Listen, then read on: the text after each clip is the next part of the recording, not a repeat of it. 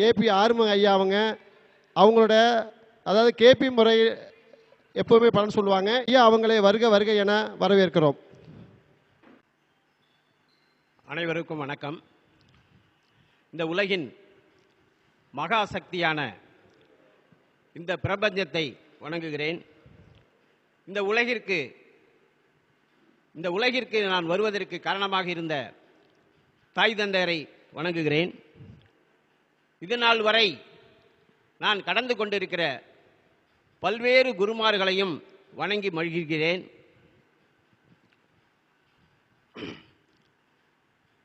இந்த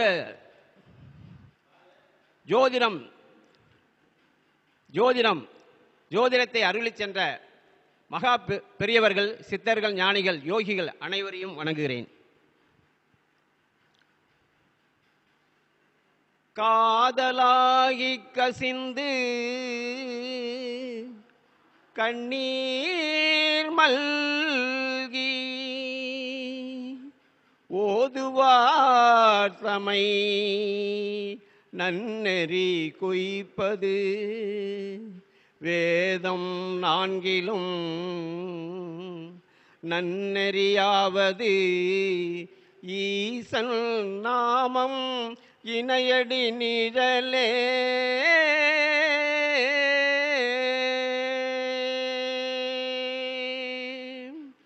ஓம் நமச்சிவாய, ஓம் நமச்சிவாய, ஓம் நமச்சிவாய, ஓம் நமச்சிவாய, ஓம் நமச்சிவாய. அனைவருக்கும் வணக்கம். இன்னைக்கு பார்த்தீங்கன்னா கொஞ்சம் பேசிக்கிலேருந்து போயிடலாம் அப்படிங்கிற மாதிரி முடிவு பண்ணியிருக்கேன். இந்த ஜோதிடம் மக்களுக்கு அவசியமா இல்லையா? இந்த ஜோதிடம் மக்களுக்கு அவசியமா இல்லையா? அவசியம் என்றால் ஏன் அவசியம் அப்படிங்கிறத கொஞ்சம் புரிஞ்சுக்கணும். ஏன்னா ஜோதிடம் தோன்றிய காலத்திலிருந்தே ஒரு மாற்று கருத்து இருப்பவர்கள் இருந்து கொண்டே தான் இருக்கிறார்கள். ஒவ்வொரு கருத்துக்கும் மாற்று கருத்து இந்த உலகில் உண்டு. அப்படிதான் இருக்கும். அதில் மாற்று கருத்தே கிடையாது. ஒவ்வொரு விஷயத்திற்கும் ஒவ்வொரு கருத்திற்கும் மாற்று கருத்து உள்ளவர்கள் இந்த உலகில் இருப்பார்கள். எந்த கருத்தாக இருந்தாலும் சரி, எந்த கருத்தாக இருந்தாலும் ஆதி காலத்திலிருந்தே கடவுளை மறுக்கக்கூடியவர்கள் இருந்திருக்கிறார்கள். கடவுளை மறுக்கக்கூடியவர் எந்த காலத்தில்? ஆதி காலத்தில் இருந்திருக்கிறார்கள். அப்ப ஒவ்வொரு கருத்துக்கும் மாற்று கருத்து இருக்கும் இருக்கும் இருக்கும். ஏன் என்று சொன்னால் இயற்கை விதி அதுதான், பிரபஞ்ச விதி அதுதான். ஏன்னா நீங்க எப்படி சார் அப்படி எனக்கு ப்ரூஃப் வேணும்னா, நம்மளை சுற்றி பல்வேறு செடி மரம் கொடிகள்லாம் நம்ம பார்க்குறோம். பல்வேறு மரங்கள், செடிகள், கொடிகள் எல்லாமே இருக்குது. எல்லா செடி கொடிகளும் மரங்களும் நமக்கு பயன்படுமா? பயன்படுகிறதா? அப்படின்னா எல்லாமே பயன்படும் சார். எல்லாமே பயன்படுமா சார்? விஷ செடி சார், அது எப்படி சார் நமக்கு பயன்படும்? இல்லை, அதுவும் மருத்துவத்தில் பயன்படுகிறது. அதுவும் மருத்துவத்தில் பயன்படும். நம்ம விஷ செடின்னு இருப்போம், அதை வச்சு ஒரு மூலிகை, அந்த மூலிகையை பயன்படுத்தி ஒரு மருந்து தயாரிப்பதற்கு பயன்படுத்துகிறாங்க. இன்னும் சொல்ல போனா பயங்கர கொடிய விஷம் உள்ள நல்ல பாம்பு நாகத்தினோட விஷம், நாகம் தீண்டினால் மனிதன் இறந்து விடுவான். ஆனா அந்த விஷம் மருத்துவத்திற்கு பயன்படுகிறது. அந்த விஷம் மருத்துவத்திற்கு பயன்படுகிறது. எந்த இடத்துல? ஹார்ட் பிரச்சனை இருக்கு. ஹார்ட் பிரச்சனைக்கு அந்த நாகத்தினுடைய விஷம் ரொம்ப மைனரா செலுத்தி உயிரை காப்பாற்ற, அடைப்பு, ரத்த குழாய் அடைப்பு இருக்குங்களா, இருதய அடைப்பு, அதுக்கு பயன்படுத்துறாங்க. அப்ப இந்த உலகில் பயன்படாத எந்த ஒரு விஷயத்தையும் இறைவன், பிரபஞ்சம் படைக்கவில்லை. இந்த உலகில் பயன்படாது என்று சொல்லுகிற எந்த விஷயமும் இறைவன் படைப்பில் இல்லை, இந்த பிரபஞ்சத்தில் இல்லை. எல்லாமே பயன்படும். யாருக்கு என்ன வேணுமோ அதை எடுத்து பயன்படுத்திக்க வேண்டியதுதான். புரியுதுங்களா? யாருக்கு எந்த விஷயம் வேணுமோ அதை எடுத்து பயன்படுத்தலாம். அதே முறையில் இந்த ஜோதிடம் மக்களுக்கு கொடுத்துட்டு போயிருக்காங்க. யாரு? நம்ம முன்னோர்கள், அறிவுஜீவிகள், ஞானிகள், சித்தர்கள். இவங்க இந்த மக்களுக்காக கொடுத்துட்டு போயிருக்கிறாங்க. இதை வந்து பயன்படுத்துறது பயன்படுத்தாமல் போகிறது அவர்களுடைய விருப்பம். விருப்பம்னு சொல்றதை விட அவருடைய ஜாதகம் அதை தீர்மானிக்கும். அவருடைய ஜாதகம் தீர்மானிக்கும். ஒருத்தர் வந்து கடவுளை மறுத்து பேசுறாரு, ஜோதிடத்தை மறுத்து பேசுறாரு அப்படின்னா அவர் ஜாதகம் அப்படி இருக்கு, அதனால அப்படி பேசுவார். ரைட், அது இருக்கட்டும். இப்போ ஜோதிடத்தை ஏன் மக்களுக்கு வேணும், எப்படி அதை பயன்படுத்துவது அப்படின்னா, விதியை மதியால் வெல்லலாம் அங்கிற விஷயத்தை ஒன்று கொடுத்துட்டு போயிருக்கிறாங்க. விதியை மதியால் வெல்லலாம் அப்படின்ற ஒரு விஷயத்தை கொடுத்துருப்பாங்க. சார் நீங்கள் தான் விதிக்கப்பட்ட விதிங்கிறீங்க, அப்புறம் விதியை மதியா வெல்லலாங்கிறீங்க. இங்கே கான்ட்ரவர்சியலாக இருக்குது. எது கரெக்டு? விதி கரெக்டா, விதியை வெல்லலாம் சொல்றது கரெக்டா? கேள்வி வந்துருது இல்லைங்களா? விதி கரெக்டா? விதி என்றால் அது நடந்தே தீரும். அதை வெல்லலாம்னா அதை மறுத்து வெல்லலான்றீங்க. அப்ப எது உண்மை? விதின்னு உண்மையா, விதியை நடக்காம பண்றதுக்கு வெல்லலாம்ங்கிறது உண்மையா? ரைட், இந்த இடத்துல ஒரு கிளாரிட்டி தேவைப்படுது. இந்த கேள்வி வந்துகிட்டே இருக்குது, தொடர்ந்து வந்துகிட்டு இருக்கு.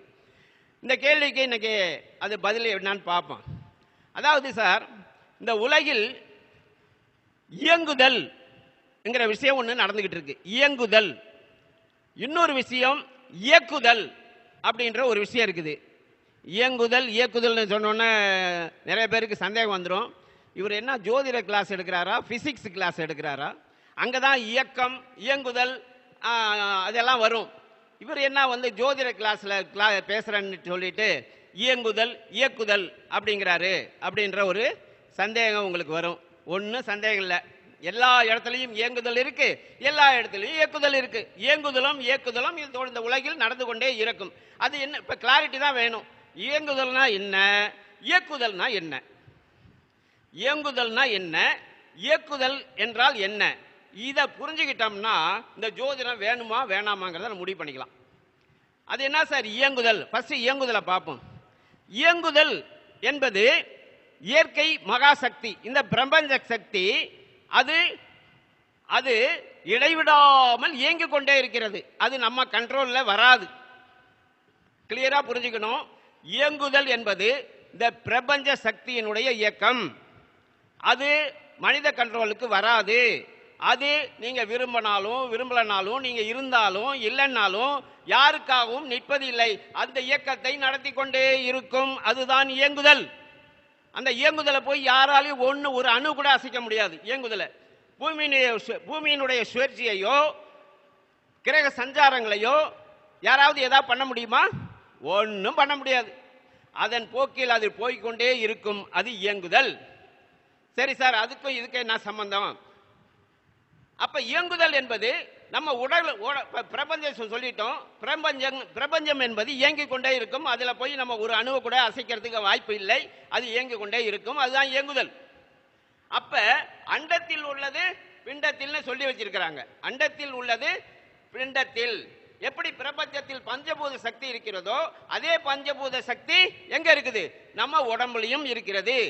நீர், நிலம், ஆகாயம், காற்று எல்லாமே இந்த பஞ்சபூத சக்தி இங்க உடம்புக்குள்ளேயே இருக்குது.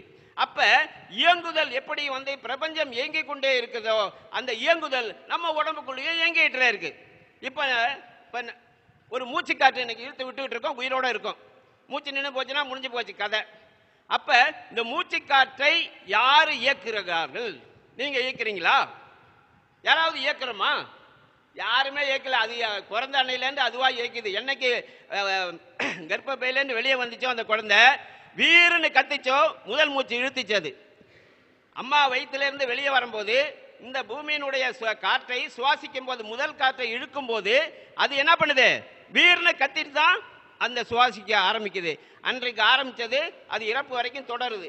அப்ப இந்த மூச்சு காற்றை இயங்குதலா இயக்குதலா அப்படின்னு பார்த்தா இயங்குதல்.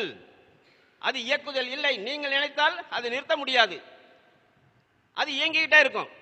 அப்ப நம்மளோட உடம்புடைய ரத்த ஓட்டம், நம்மளுடைய உடம்பு அனைத்து இயக்கங்களும் இயங்கும் பிரபஞ்ச சக்தி மாதிரி. அது எப்படி சதா 24 hours அது இயங்கிட்டே இருக்கோ அதுபோல நம்மளுடைய உடல் இயக்கம் இயங்கிக் கொண்டே இருக்கும். இது இயங்குதல். இது இயங்குதல். அப்ப இயங்குதலை நம்ம ஒண்ணுமே பண்ண முடியாது. இயங்குதலை நம்ம ஒன்றும் பண்ண முடியாது. சரி, ரைட்டு சார், இயங்குதலை ஒன்றும் பண்ண முடியாது, அது விதி கொடுப்பினை நம்ம சொல்கிறோம். இயங்குதலை விதி கொடுப்பினை, விதிக்கப்பட்ட விதி, அதை ஒன்றும் என்ன கையை வைக்க முடியாது. அப்போ இயக்குதல் அப்படிங்கிறதுக்கு வருவோம். இப்போ இங்கே தான் சார் விஷயமே இருக்குது. இயக்குதல் என்பது என்ன? இயக்குதல் என்பது என்னன்னா, நாம் நினைத்தால் சில விஷயங்களை நாம் செய்ய முடியும், மாற்றிக்கொள்ள முடியும். இதெல்லாம் இயக்குதல். நம்மளா செய்யறது. நம்மளா என்ன சார் செய்கிறோம்? நம்மளா என்ன செய்கிறோம்? என்ன இயற்கைக்கு மாறுபட்டு நீங்கள் செஞ்சிருவீங்களா? பிரபஞ்ச சக்தியை மீறி நீங்கள் ஏதாவது செஞ்சிருவீங்களா? செய்ய முடியும், செய்ய முடியும். ஃபர்ஸ்ட் விஷயம் சொல்கிறேன், ஒரே விஷயத்தில் அதை முடிச்சிடலாம். இயக்குதலைங்கிறதுக்கு ஒரே விஷயத்தில் முடிக்கலாம் பாருங்க. நீங்கள் இந்த பிரபஞ்சம் உங்களை படைத்தது நிர்வாணமாக. உங்களை ஒவ்வொரு மனிதரையும், இங்கு இருக்கும் ஒவ்வொரு மனிதரையும் இந்த பிரபஞ்சம் எப்படி படைக்கிறது என்று சொன்னால் நிர்வாணமாக படைத்தது. நீங்கள் தாயின் வயிற்றில் இருந்து வெளியே வரும் பொழுது எந்த உடுப்பும் இல்லை, ஆடை இல்லை, ஆபரணங்கள் இல்லை, வெற்று உடம்பாக நிர்வாணமாக பிறந்தீர்கள். நிர்வாணமாக பிறந்தோம், இதான உண்மை. அப்ப இதுதான் இயங்குதல். இயங்குதல் உன்னை நிர்வாணமாக படைத்தது. ஆனால் இயக்குதல் நாம் என்ன செய்தோம்? நாம் இந்த பிரபஞ்சம் நம்மை நிர்வாணமாக படைத்தாலும் நாம் என்ன பண்ணியிருக்கோம்? அன்றைக்கு ஆதி காலத்தில் காட்டுவாசிகள் நம்ம முன்னோர்களாக இருந்த குரங்கிலிருந்து மனிதன் வந்த அந்த அவங்கெல்லாம் நிர்வாணமாக வாழ்ந்த காலகட்டம் உண்டு. ஆனால் காலப்போக்கில் ஆடைய இலையால மறைச்சிக்கிட்டாங்க. அப்புறம் ஆடை இன்னைக்கு மாடர்ன் ட்ரெஸ்ஸுக்கு வந்துட்டோம். அப்ப இது இயக்குதல். இயங்குதல் என்னன்னு இயக்குதலுக்கும் கிளாரிட்டி தெரிஞ்சுக்கங்க, தயவு செய்து புரிஞ்சுக்குங்க. இயங்குதல் இந்த பிரபஞ்சம் உன்னை நிர்வாணமாக படைத்தது. இயக்குதல் நம்ம இன்னைக்கு ஆடை அணிந்து ஆடை இல்லாத மனிதன், அரை மனிதன் சொல்ற அளவுக்கு ஆடையோடு இருக்கிறோம். இதுதாங்க இயக்குதல். அப்ப இந்த பிரபஞ்ச சக்தி என்ன செஞ்சதோ அதுக்கு மாறுபட்டு நம்ம இருக்கோம். இது உண்மைதானே? அப்போ இயங்குதல் அதை தடுக்க முடியாது, அது அப்படிதான் இருக்கும். இயக்குதல் நம்ம கையில் இருக்கு, நாம எது வேணாலும் பண்ணிக்கலாம். அதனால்தான் நிர்வாணமாக இயற்கை நம்மளை படைத்தாலும் நம்ம ஆடை போட்டு இயக்குதல் நம்ம ஆடையோடு இருக்கிறோம் இன்னைக்கு. ஒன்று ரைட்டு. இன்னொரு விஷயம் சொல்லிட்டு நம்ம அடுத்த விஷயத்துக்கு வந்துடலாம். இப்போ பார்த்தீங்கன்னா ப்ராக்டிக்கலாக இன்னைக்கு மேட்டூர் டேம் தெரியும் உங்களுக்கு. மேட்டூர் டேமு ஒரு காலகட்டம் வரைக்கும் அந்த டேமு கட்டாத வரைக்கும் அந்த மழை பெஞ்சு அந்த தண்ணி அதுபோல் அதன் போக்கில் போய் கடலில் கலந்துக்கிட்டு இருந்துச்சு. யாரும் அதை தடுக்க முடியல. இந்த மழை காலத்தில் மிகப்பெரிய வெள்ளம் ஊரெல்லாம் அழியும். இதெல்லாம் நடந்தது ஒரு காலகட்டம் வரைக்கும். அது இயங்குதல்.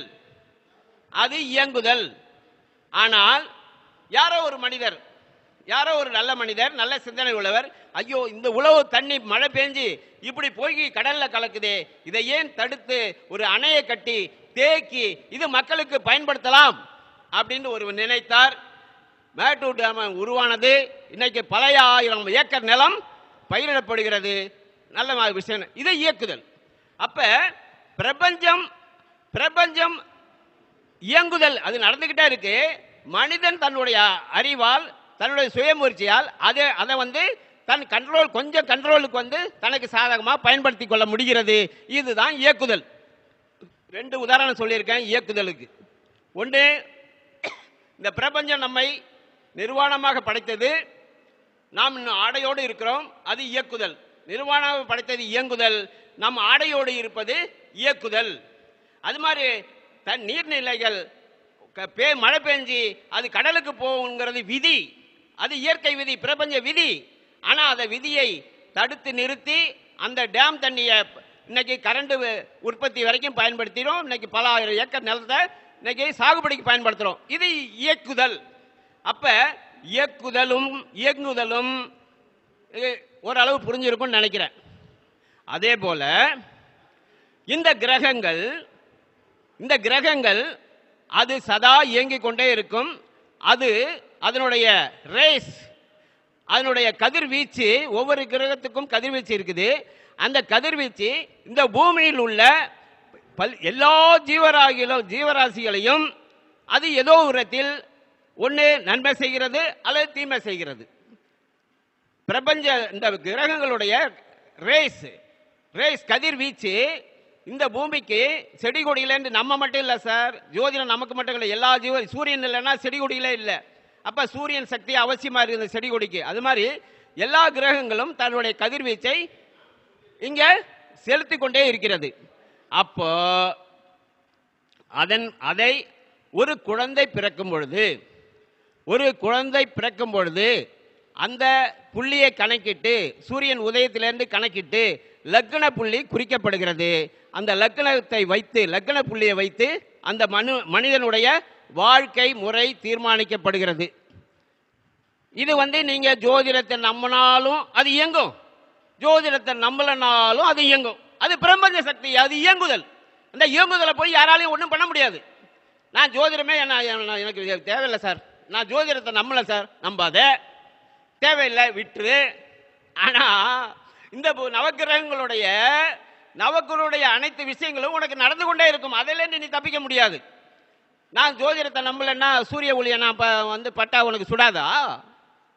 சூரிய ஒளி ஏன்னா சூரியனை ஏன் சொல்றேன்னா அதுதான் டெய்லி நம்ம பார்க்குறோம், அது வெளியில போனால் நம்மளை சுடுது. மற்ற கிரகங்கள் தெரியாது, அதனால அதை சொன்னா உங்களுக்கு புரியாது. அதனால சூரியனை ஏன் சொல்றேன்னா அது நம்ம கண்ணுக்கு பார்க்கணும், டெய்லி பார்க்குறோம். வெளியில போனா இன்னைக்கு சுட்டு எரிக்குது வெயில்னு சொல்லி சுடுது. அப்ப கிரகங்களுடைய ஜோதிடன் வெளியே போனாலும் சுடும், ஜோதிடத்தை நம்பாதனையும் சுடும், எல்லாரையும் சுடும். ஆனா ஜோதிடத்தை நம்பாத, அப்ப எனக்கு ஜோதிடம் வேலை செய்யாது, நீ நினைக்கிற வேலை செய்யாது, வேலை செய்யும். இதுதான் பிரபஞ்ச விதி, அது இயங்குதல். அப்ப இயங்குதலை போய் நீ ஒன்றும் பண்ண முடியாது. அப்ப இயக்குதல் அப்படின்னா இப்ப இயக்குதல் என்ன, விதியை மதியால் வெல்லலாமா? வெல்லலாம். இன்னைக்கு வெயில் 102 டிகிரி 105 டிகிரிக்கு போகுது சார், வெளியில போக முடியல. கவர்மெண்ட்டை அனௌன்ஸ் பண்றாங்க, மக்கள் தயவு செய்து வெளியிலே வராதீர்கள், 10 மணிலேருந்து ஒரு 4 மணி வரைக்கும் வெளியில் வர வேண்டாம் அப்படி அனௌன்ஸ்மெண்ட்டே கொடுக்குறாங்க, அரசாங்கமே கொடுக்குது. அப்ப வெயிலின் தாக்கம் அதிகமாக இருக்கிறது, உங்களுக்கு உடல்நிலையில பிரச்சனை வரும் அப்படின்னு கொடுக்குது. அப்ப சூரியனுடைய முழு பவரை வெளியில போனீங்கன்னா பாதிக்கப்படுவேன். இது நீ நான் இல்லை, சூரியன் அடிக்க வேண்டியது அது வேலை, காய வேண்டியது ஏன் வேலைன்னு போனீங்கன்னா நீ அவசப்படு. இது இயங்குதல், சூரியன் அதனுடைய பவரை முழு சக்தியும் இயங்குதல், அதை போய் நம்ம ஒன்றும் பண்ண முடியாது. ஆனால் இயக்குதல்ல நம்ம என்ன செய்யலாம்? இயக்குதல்ல நம்ம என்ன செய்யலாம்னா நம்ம வீட்டில் ஏசி ரூமு போட்டு 105 டிகிரி வெயில் அடித்தாலும் நம்ம குழு குழுன்னு உட்காந்துக்கிறோம் பாருங்க, 20, 22, 18 வச்சு ஏசியை வச்சு சில்னஸ்ல உட்காந்து குழு குழுன்னு உட்காந்துருக்கும் பாருது, இதுதாங்க இயக்குதல். அப்ப இயங்குதலை மீறி, இந்த பிரபஞ்ச சக்தியை மீறி மனித முயற்சியால் மனித அறிவால் நாம் என்ன பண்ணிக்கிறோம்? நம்ம ஒரு சேஃப் கார்டு பண்ணிக்கிறோம், அவ்வளவுதான். நம்ம கூட சேஃப் கார்டு பண்ணிக்கிறோம். அப்ப சூரியனுடைய பவரை நம்ம போய் குறைக்க முடியாது, சூரியனுடைய இயக்கத்தை நம்ம குறைக்க முடியாது. ஆனால் நாம் நினைத்தால் அதிலிருந்து பாதுகாப்பு வழிகளை கண்டுபிடிக்கலாம். இதுதான் இயங்குதல். அப்ப இந்த இடத்துல தான் சார் ஜோதிடம் நிக்குது. எப்படி சூரியன் தன்னுடைய முழு வீச்சில் அது கதிர்வீச்சை கொடுக்கும் போது இந்த நமக்கு பாதிப்பை ஏற்படுத்துது. அந்த பாதிப்புல இருந்து நம்ம என்ன பண்றோம்? நம்ம மனித அறிவால் ஏசி கண்டுபிடிச்சு இன்னைக்கு ஏசி ரூம்ல உட்காந்துக்கிறோம், குழு குழுன்னு உட்காந்துக்கிறோம். அப்ப சூரியனை போய் தடுக்கல, நம்ம சேஃப் கார்டு போட்டுக்கிறோம்.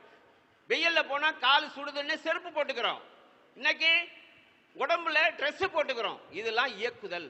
அப்படி இயக்குதல்ல ஒரு விஷயம்தான் இந்த ஜோதிடம், இயக்குதலில் ஒரு விஷயம்தான் ஜோதிடம்.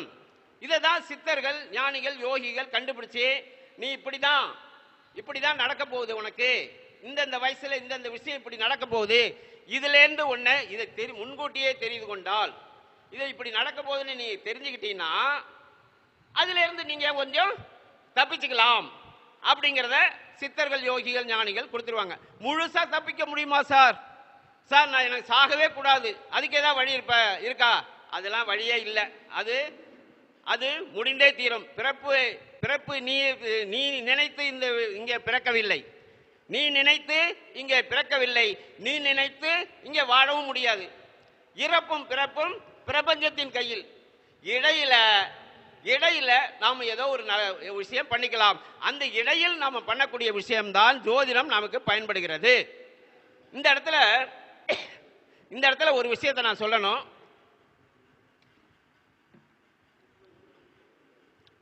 திருக்குறள், இந்த ஜோதிடத்தை பற்றி நான் ஆராய்ச்சி பண்ணும்போது படிக்கும்போது திருக்குறள் ஏதாவது ஒரு வகையில் இந்த ஜோதிடத்திற்கு பயன்படுமா அப்படின்னு ஒரு நாள் திருக்குறள் புக்கை வச்சுக்கிட்டு எல்லா குறளையும் எடுத்து படித்தேன்.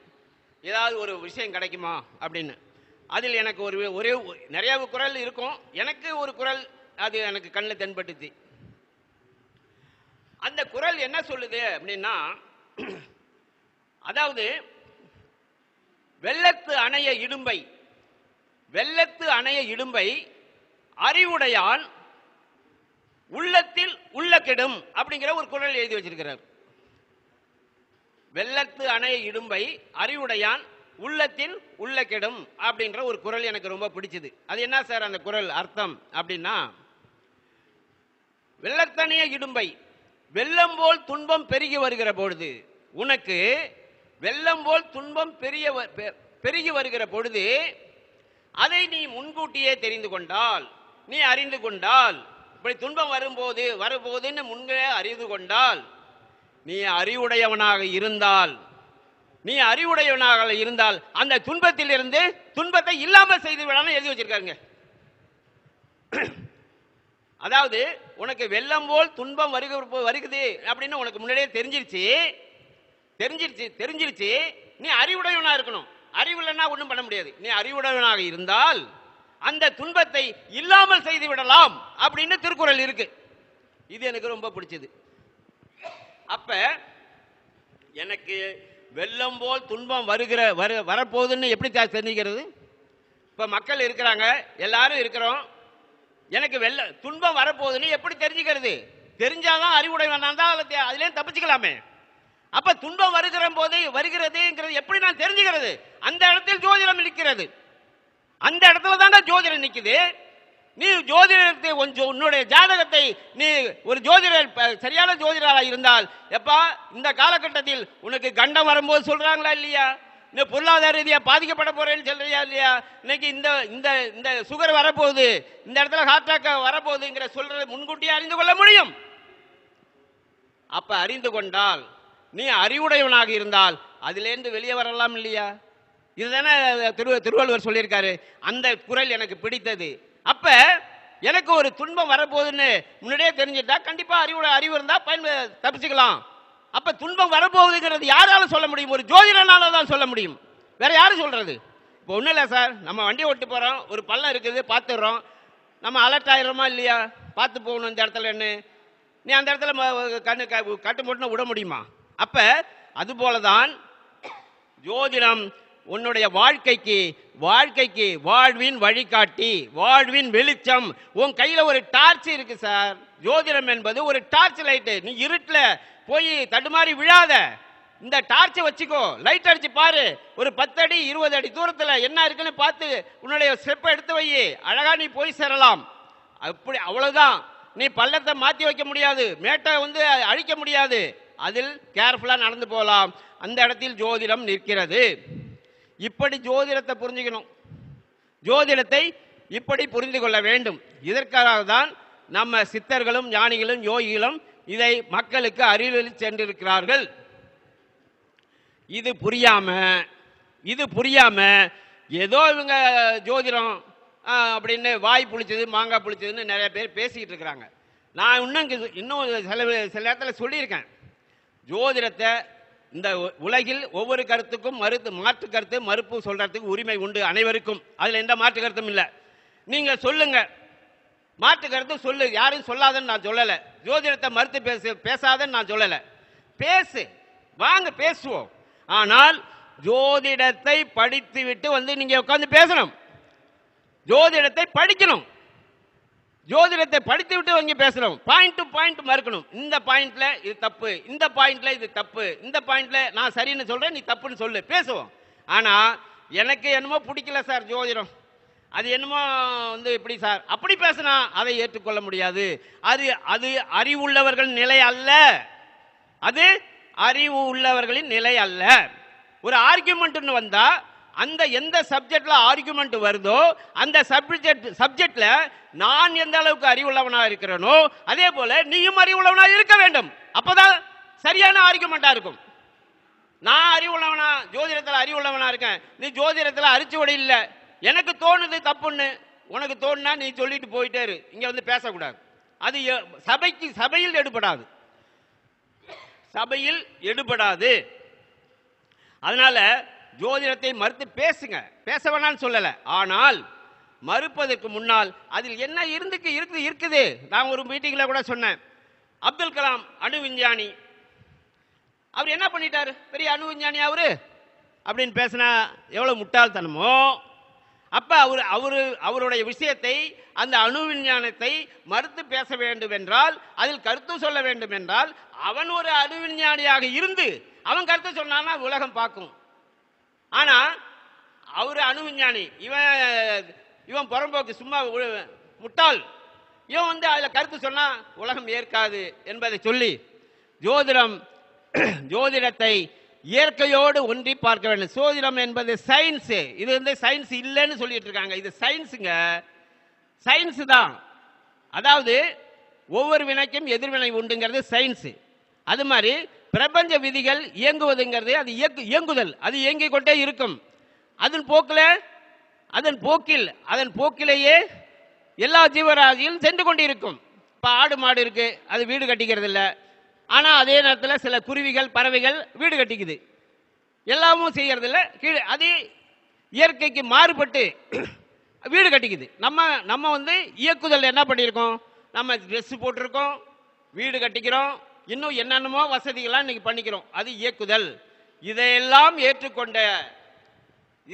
ஏற்றுக்கொள்றோம். ஆனா ஜோதிடம் என்பதை ஏற்றுக்கொள்ள மாட்டோம்னு சில பேர் இருக்கிறாங்க. நீங்க ஏத்துக்கிட்டாலும் ஏத்துக்கலாம், ஜோதிடம் உன்னை இயங்கும். நீங்க நாத்தியம் பேசுற, ஜோதிடம் இல்லைன்னு பேசுற, அதுக்கு காரணம் யாரு? இந்த ஜோதிடம் தாங்க. எந்த கிரகம் எப்படி அமைந்தால், எந்த லக்னத்துக்கு எந்த கிரகம் எப்படி அமைந்தால் அவன் ஜோதிடத்தை மறுத்து பேசுவான். அப்படியே ஜோதிட விதி இருக்கு. நீங்களும் இந்த ஜோதிடத்துக்குள்ள வந்தே ஆகணும். நீங்க வேணா ஜாதகம் பார்க்காமல எனக்கு ஜாதகமே தெரியாது நான் பார்க்கலன்னு சொல்லலாம். ஆனா விதிகள் இல்லாமல் நீங்கள் செயல்பட முடியாது. அதுதான் உண்மை அப்படின்னு சொல்லி நம்ம இன்னைக்கு வந்து சப்ஜெக்டுக்குள்ள போயிடலாம். ஜோதிடத்தினுடைய பேசிக்கான இந்த இயக்குதல் விஷயத்தை சொல்லணும்னு நினைச்சேன் நான். இயக்குதலும் எப்படி நடந்து கொண்டு இருக்கிறது நமக்குள்ள அப்படிங்கிறது எல்லா மனிதர்களுக்கும். இயங்குதல்ங்கிறது காமனானது, இயக்குதல்ங்கிறது நாம் சில விஷயங்களை செய்து கொள்வது, அதுதான் இயக்குதலும். நான் வந்து பார்த்தீங்கன்னா பாரம்பரியத்தில் ஒரு 25 ஆண்டு காலம் பாரம்பரிய ஜோதிட முறையில் பயணித்து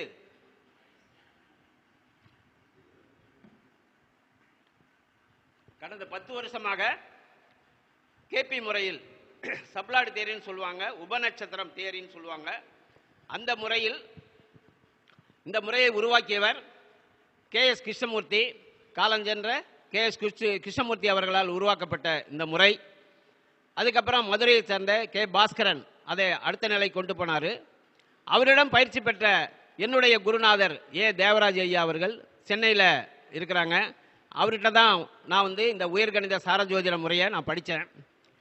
25 ஆண்டு காலம் பாரம்பரிய முறையில் பயணித்திருந்தாலும் அதில் வந்து பாரம்பரிய முறையில் இன்னைக்கு நிறைய ஜோதிடர் நண்பர்கள் பாரம்பரியத்தில் தான் இன்னைக்கு ஜாதகம் பார்த்துட்டு இருக்காங்க, இங்கே இருக்கிறார்கள். அவர்கள் அனைவரையும் வணங்குகிறேன். பாரம்பரிய முறையில் அனுபவம் நிறையா தேவைப்படுதுங்க. நிறைய ஜாதகம் பார்க்கணும், நிறைய அனுபவம் இருந்தால் தான் அவங்க சரியான பலனை சொல்ல முடியும். அது எல்லாரும் ஜோதிடரும் ஏற்றுக்கொள்வாங்க. அவ்வளோ ஈஸியாக வந்து ஜோதிடத்தை படிச்சுட்டு பலன் சொல்கிறது அவ்வளோ ஈஸி கிடையாது. அவ்வளவு முன்னோர்களில் வந்து அவ்வளவு நுணுக்கங்களை அன்னைக்கு அவங்களுக்கு தெரிஞ்ச ஞான விஷயத்தை அவங்க வச்சுட்டு போயிருக்கிறாங்க. அதை புரிந்து கொள்வதற்கு ரொம்ப சிரமமாக இருக்குது. எல்லாம் பாடல் வடிவில் இருக்குது. இன்னைக்கு வந்து தமிழ் வளர்ச்சி அப்படின்னு பார்த்தா ஒரு கட்டத்தில் நிற்குது, அதை அடுத்த கட்டத்துக்கு போகாத காரணம் பல நூல் கவிதை வடிவிலே இருக்கிறது, பாடல் வடிவிலே இருக்கிறது. இன்றைக்கு யாருக்கும் அது புரிய மாட்டுது, அதுதான் உண்மை. அதனாலேயே வந்து பெரிய பிரச்சனையாக இருக்குது. இதையெல்லாம் இன்னைக்கு கொஞ்சம் கொஞ்சமாக இன்னைக்கு வந்து கவிதை வடிவில் இருப்பதை பாடல் வழி இருக்கிறத கட்டுரை வடிவில் மொழி பெயர்த்து தமிழையே பெயர்க்க வேண்டியிருக்குது. தமிழையே தமிழில் மொழி பெயர்க்க வேண்டியிருக்கு. ஏன்னா பாடல்கள் புரியல. அதை இன்னைக்கு உரைநடையில் நம்ம கொண்டு வர வேண்டியிருக்கு. அப்படி கொண்டு வந்து அதை நம்ம படித்து உள்ளே போகிறதுக்கு இன்னைக்கு கிட்டத்தட்ட 40 வகையான ரூல் இருக்கிறது. பாரம்பரிய முறையில் நீங்கள் ஜோதிடம் பார்க்கணுன்னா 40 ரூல் அத்துப்படியாக இருக்கணும். உங்களுக்கு அத்துப்படியாக இருந்தால் தான் பார்க்க முடியும். என்னென்ன ரூலு அப்படின்னா 40 ரூலையும் இப்போ நான் சொல்லணும். உங்களுக்கு நிறைய ஜோதிடர்களுக்கு உங்களுக்கே தெரியும். ஆட்சி, உச்சம், நீசம், வர்க்கோத்தமம், இன்னைக்கு பார்த்தீங்கன்னா அப்புறம் இன்னைக்கு திதி, சூனியம், கரணம், முடக்கு, என்னமோ அப்புறம் திக்பலம், திருக்பலம், ஷட்பலம், அப்புறம் நைசர்கிய பணம், இது மாதிரி சொன்னால் போயிட்டே இருக்கும். இந்த 40ஐயும் அவங்க மனசில் வச்சுக்கிறதுக்கு அது ஒரு காலகட்டம் ஓடிடும். அப்படி ஓடிக்கிட்டு இருந்தது. அப்படி இருந்தும் நான் பாரம்பரிய முறையில் ஜோதிடம் பார்த்து கொண்டு இருந்தேன். ஆனால் பணம் வாங்காமல் பார்த்தேன். அன்னைக்கு நான் பணியில் இருந்ததால், நான் டியூட்டியில் இருந்தேன், பணியில் இருந்தேன். அப்போ நான் ஜாதகத்துக்கு பணம் வாங்காமல் பார்த்துக்கிட்டு இருந்தேன். அப்பையும் சிறப்பாக தான் சொன்னதா மக்கள் சொன்னாங்க. எனக்கு திருப்தி இல்லை. முழு திருப்தியுடன் நான் அந்த பலன்களை சொல்லவில்லை. என் மனசுக்குள் கொஞ்சம் நெருடல் இருந்தது. நாம் சொல்றது சரிதானா அப்படின்ற நெருடல் இருந்தது. எப்பொழுது அந்த நெருடல் என்னை விட்டு போச்சு அப்படின்னு பார்த்தீங்கன்னா, உயர்கணித சார ஜோதிடம் படித்ததுக்கு பிறகு, சப்ளாய்டு தியரியை படித்ததுக்கு பிறகு இந்த நெருடல் என்னிடம் இல்லை. ஏன்னா சப்ளாய்டு தியரி நிறைய பேர் இதை நான் ஏற்கனவே சில இடத்துல பேசிட்டேன். இருந்தாலும் அந்த கருத்தை திரும்ப திரும்ப பதிவு பண்ண வேண்டியிருக்கு மக்கள் மத்தியில். அது சப்ளாய்டு தியரி என்பது ஏதோ புதுவிதமான ஒரு ஜோதிடத்துக்கு, அதாவது பராசரர் முறையிலிருந்து பாரம்பரிய முறையிலிருந்து மாற்றி ஏதோ ஒரு விஷயத்தை இவங்க கொண்டு வந்துட்டாங்க அப்படின்னு ஒரு தவறான எண்ணம் இந்த ஜோதிடர்கள் மத்தியில் இருக்கிறது. அவங்க என்ன பண்றாங்க, இதை மக்கள்கிட்டையும் பரப்பி விடுறாங்க. அது சப்ளாய்டு தியரிங்க, அது நம்ம சப்ஜெக்ட் இல்லைங்க அது அப்படின்னாங்க. கிடையவே கிடையாது, இது பாரம்பரிய முறைதான். எப்படி சார் பாரம்பரிய முறைதான் சொல்றீங்க அப்படின்னா, சப்ளாடுன்னொடனே நம்மளால பயந்துக்கிறாங்க. இது ஏதோ சப்ளாடு இங்கிலீஷில் சொல்கிறாங்க, இது இங்கிலீஷ்காரனோடது போல அதுக்கு சப்ளாடு ஒன்றும் இல்லை. இந்த முறையை கண்டு நான் ஏற்கனவே சொன்னேன், KS கிருஷ்ணமூர்த்தி அவர்கள் இந்த கேபி முறையை இந்த உலகத்துக்கு கொஞ்சம் பிரபலப்படுத்தினார், அறிமுகப்படுத்தினார். அப்போ அவர் தமிழ்நாட்டுக்காரர் தான். அவர் தமிழ்நாட்டில் பிறந்தவர் தான். அவர் ஆங்கில புலமை பெற்றவர், அரச அதிகாரியாக இருந்தவர். ஆங்கிலத்தில் அவருக்கு புலமை இருந்ததால் அவருடைய புத்தகம் ஆங்கிலத்தில் எழுதப்பட்டது. அப்போ ஆங்கிலத்தில் எழுதினதால உபநட்சத்திரம் என்பதை சப்ளாட் அப்படின்னு அவர் பெயர் சூட்டினார். உபநட்சத்திரம் தான் சப்ளாட். நட்சத்திரம் உங்களுக்கு எல்லாம் தெரியும், லார்ட் அங்கிறத இங்கிலீஷில் நட்சத்திரம்னு சொல்கிறோம். நட்சத்திரம் தான் லார்டுங்கிறாங்க அவங்க. அப்போ சப்ளாடுங்கிறது உபநட்சத்திரம். அது என்ன சார் உபநட்சத்திரம்? நட்சத்திரம் எங்களுக்கெல்லாம் தெரியும், 27 நட்சத்திரம் தெரியும், அதில் 4 பாதம் தெரியும். ஆனால் நீங்கள் சப்ளாடுன்னு சொல்கிறீங்களே, அது என்ன அப்படிங்கிற ஒரு கேள்வி நம்ம ஜோதிடர்களுக்கு இருக்குது. சப்ளாடுங்கிறது நீங்கள் நினைக்கிற மாதிரி வேற ஒன்றுமே இல்லை. ஒரு நட்சத்திரத்தை தான் நம்ம தசைன்னு சொல்கிறோம். ஒரு குழந்தை இந்த 27 நட்சத்திரத்தில் எந்த நட்சத்திரத்தில் பிறக்கிறதோ அது தசையாக மாறும். சூரியன் நட்சத்திரத்தில் பிறந்தால் சூரிய நட்சத்திரம் கார்த்திகை, உத்திரம், உத்திராடம் 3 நட்சத்திரத்தில் ஒரு குழந்தை பிறந்தால் அது சூரிய திசையில் பிறந்திருக்கிறது. அது மாதிரி ரோகிணி, அஸ்தம், திருவோணம் இந்த நட்சத்திரத்தில் பிறந்தால் அது சந்திர திசையில் பிறந்திருக்கிறது. இது மாதிரி 9 நட்சத்திரத்திலையும் குழந்தை பிறந்தா அந்த திசை தான் ஸ்டார்டிங் திசையா இருக்குது, உங்களுக்கு எல்லாம் தெரியும். அப்போ ஒரு திசையில் 9 புத்திகள் இருக்கா இல்லையா? ஒரு திசையில் 9 புத்திகள் உள்ளது. இப்ப சூரிய திசைன்னா சூரிய புத்தி, சூரிய திசையில சூரிய புத்தி ஃபர்ஸ்ட், சந்திர புத்தி, செவ்வாய் புத்தி, ராகு புத்தி, குரு புத்தி, சனி புத்தி, புதன் புத்தி, கேது புத்தி, அடுத்தது சுக்கிர புத்தி. இப்படி 9 புத்திகள் வரும். 9 ஒரு தசையில 9 புத்திகள் இருக்கா இல்லைங்களா? அந்த 9 புத்திகளை தான் அவரு சப்ளாடுன்னு சொன்னாரு. அப்ப இங்க பாரம்பரியத்திலேருந்து எங்காவது விலகி போறாங்களா? அவர் எங்கேயாவது பாரம்பரியத்தை விட்டு விலகி சென்றாரா? இங்கே சொல்ல வேண்டும், ஜோதிடர்கள் சொல்ல வேண்டும். பாரம்பரியத்தை விட்டு விலகி செல்லல. இவ்வளவுக்கும் பார்த்தீங்கன்னா பாரம்பரியத்தில் ஒரு நட்சத்திரத்தை 4 பாகமாக பிரிச்சிருக்கிறாங்க. முதல் பாதம், 2வது பாதம், 3ஆம் பாதம், 4ஆம் பாதம் 4ஆக பிரிச்சிருக்கிறாங்க. இந்த 4 பாதம் பிரிச்சதுக்கு லாஜிக் இருக்கா? 4 பாதம் பிரித்ததற்கு லாஜிக் இருக்கான்னா லாஜிக் இல்லைன்னு நான் சொல்லுவேன். இல்லை சார் லாஜிக் இருக்கு சார். என்ன லாஜிக் இருக்கு? இந்த 4 பாதத்தை வச்சுக்கிட்டு தான் இந்த 27 நட்சத்திரத்தை 4ஆக பிரிச்சா 108 பாதம்.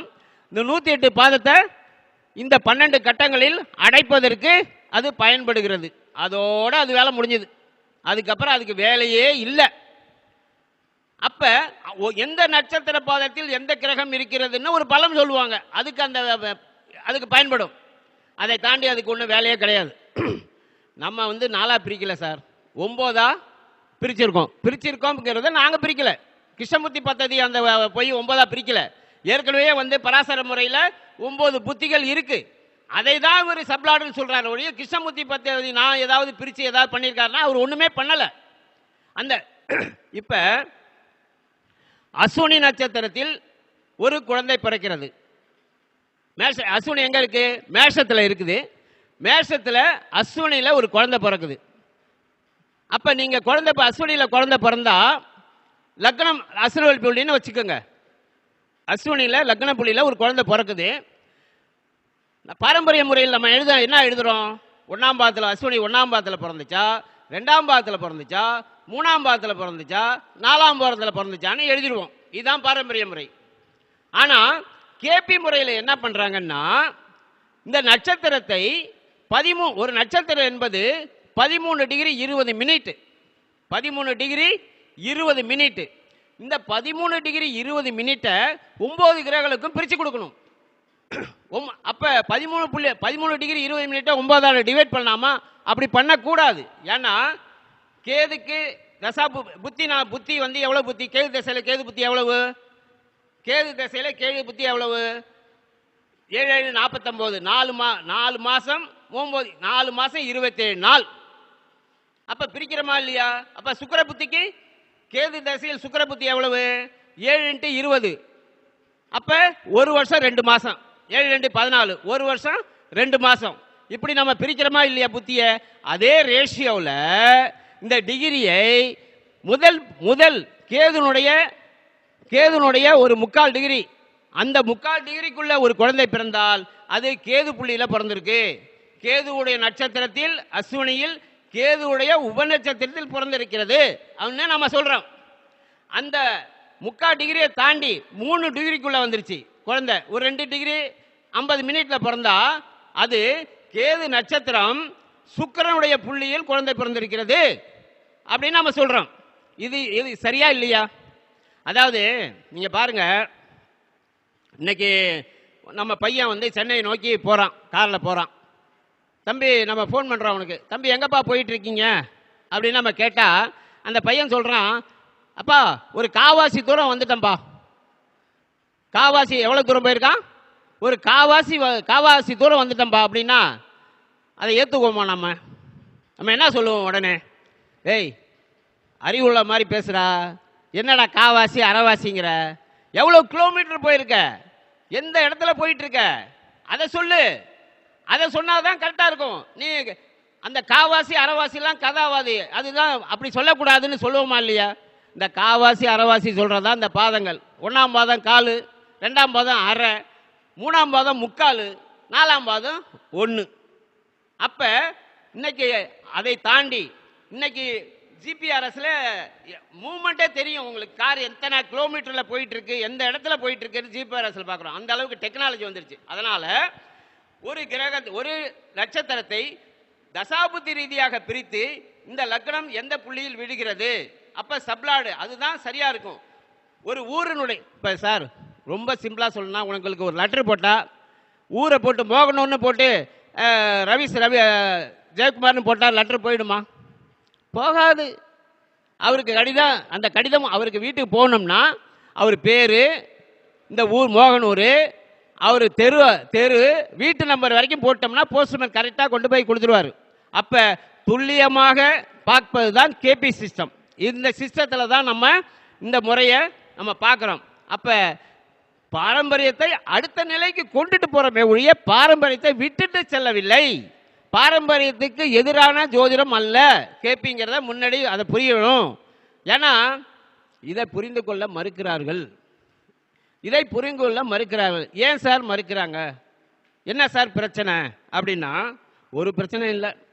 இப்போ ஐயா கிட்ட ஒரு குழந்தை பிறக்குது, டைமை கொடுத்துட்டு டேட்டை கொடுத்து டைம் கொடுத்துட்டோம்னா அவர் ஜாதகத்தை கணிச்சு ஒரு ஜாதகம் எழுதிடுவார்.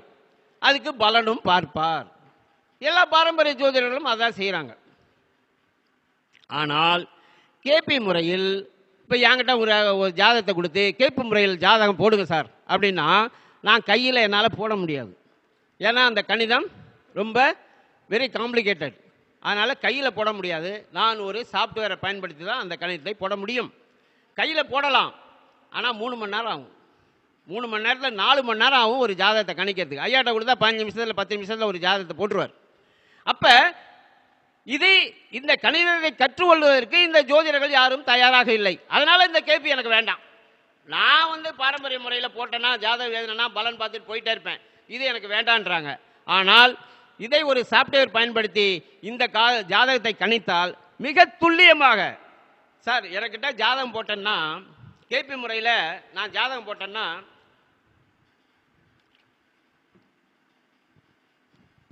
குழந்தை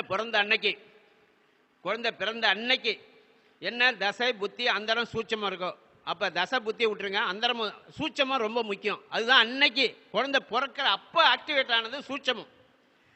அது 8-12 தொடர்புகளோட இருந்தால், அந்தரமும் சூட்சமும் 8-12 தொடர்பு வச்சிருந்தா கண்டிப்பாக இந்த குழந்தை அறுவை சிகிச்சை தான் பிறந்திருக்கிறதுன்னு சொல்ல முடியும். நான் எத்தனையோ ஜாதகத்தை கேட்டேன். இந்த குழந்தை ஆப்ரேஷன் ஆமா அப்படின்னு. ஆமாங்க ஐயா. அங்கே ஒற்றைப்படை பாவங்கள், இயற்கை சார்ந்த பாவங்கள் 1, 3, 7, 5, 9, 11 அது இருந்துச்சுன்னா அவங்க சுகமாக அந்த குழந்தையை பெற்றெடுத்திருப்பார்கள். 8-12ங்கிறது கட் பண்ணுறது, வலி வேதனையை தாய் அனுபவிப்பது. அந்த தாய் வலி வேதனையை அனுபவித்து ஆப்ரேஷன் பண்ணி தான் அந்த குழந்தை எடுக்கப்பட்டிருக்கிறது. ரொம்ப சிம்பிளாக சொல்லிடலாம். ஆனால் இதில் பாரம்பரியத்தில் சொல்ல முடியாதுன்னு நான் சொல்லலை. பாரம்பரியத்திலும் சொல்லுவதற்கு அறிவாளிகள் உண்டு, ஞானிகள் உண்டு, ஜோதிகள் உண்டு. நான் அதை மறுக்கலை. அதுலேயும் சொல்ல முடியும். இங்கே ஈஸியாக சொல்கிறோம், அங்கே கொஞ்சம் தேடி பிடிச்சி எல்லாரையும் சொல்ல முடியாது. ஒரு சில பேர் சொல்கிறவங்க இருக்கிறாங்க. அப்போ மிக துல்லியமாக இந்த பலனை எடுக்க முடியும். சரி சார், இன்னைக்கு இதை வச்சுட்டு எப்படி நம்ம பார்க்குறோம் சொல்கிறோம் அப்படின்னா, ஒரு 5000 ஜாதகம் பார்த்தாச்சு. 10,000 ஜாதகம்னு சொல்லலாம். ஏன்னா லேப்டாப்பில் இருக்கிறது 5000, சிஸ்டத்தில் இருக்கிறது அது ஒரு 5000, 10,000 ஜாதகம் பார்த்துட்டோம். கேபி முறையில் பக்காவாக இருக்குது.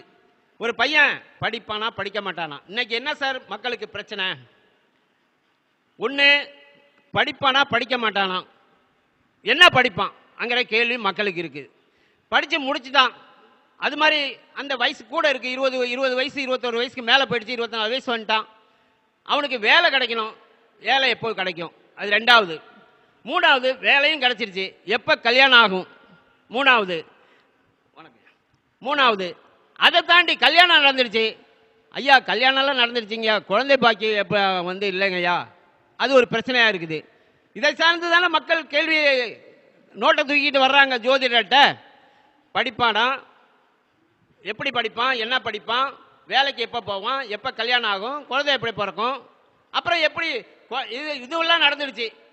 எப்போ இன்னும் வீடு கட்டல சார், எப்போ வீடு கட்டுவான், இப்படி தானே இருக்குது. இப்போ இதெல்லாம் அனலைஸ் பார்த்தீங்கன்னா 2 விஷயம் தான் இருக்குது உள்ள. அதாவது அகம்புறம்.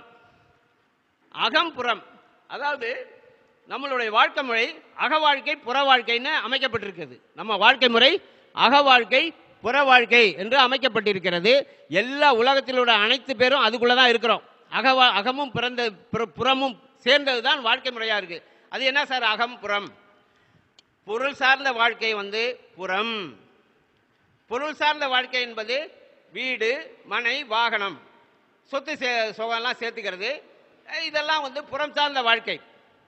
அகம் சார்ந்த வாழ்க்கை என்பது கல்வி, கல்யாணம், குழந்தை குட்டி பெற்றுக்கிறது, உடல்நிலை நல்லா இருக்கிறது. இதெல்லாம் அகம் சார்ந்த விஷயம்.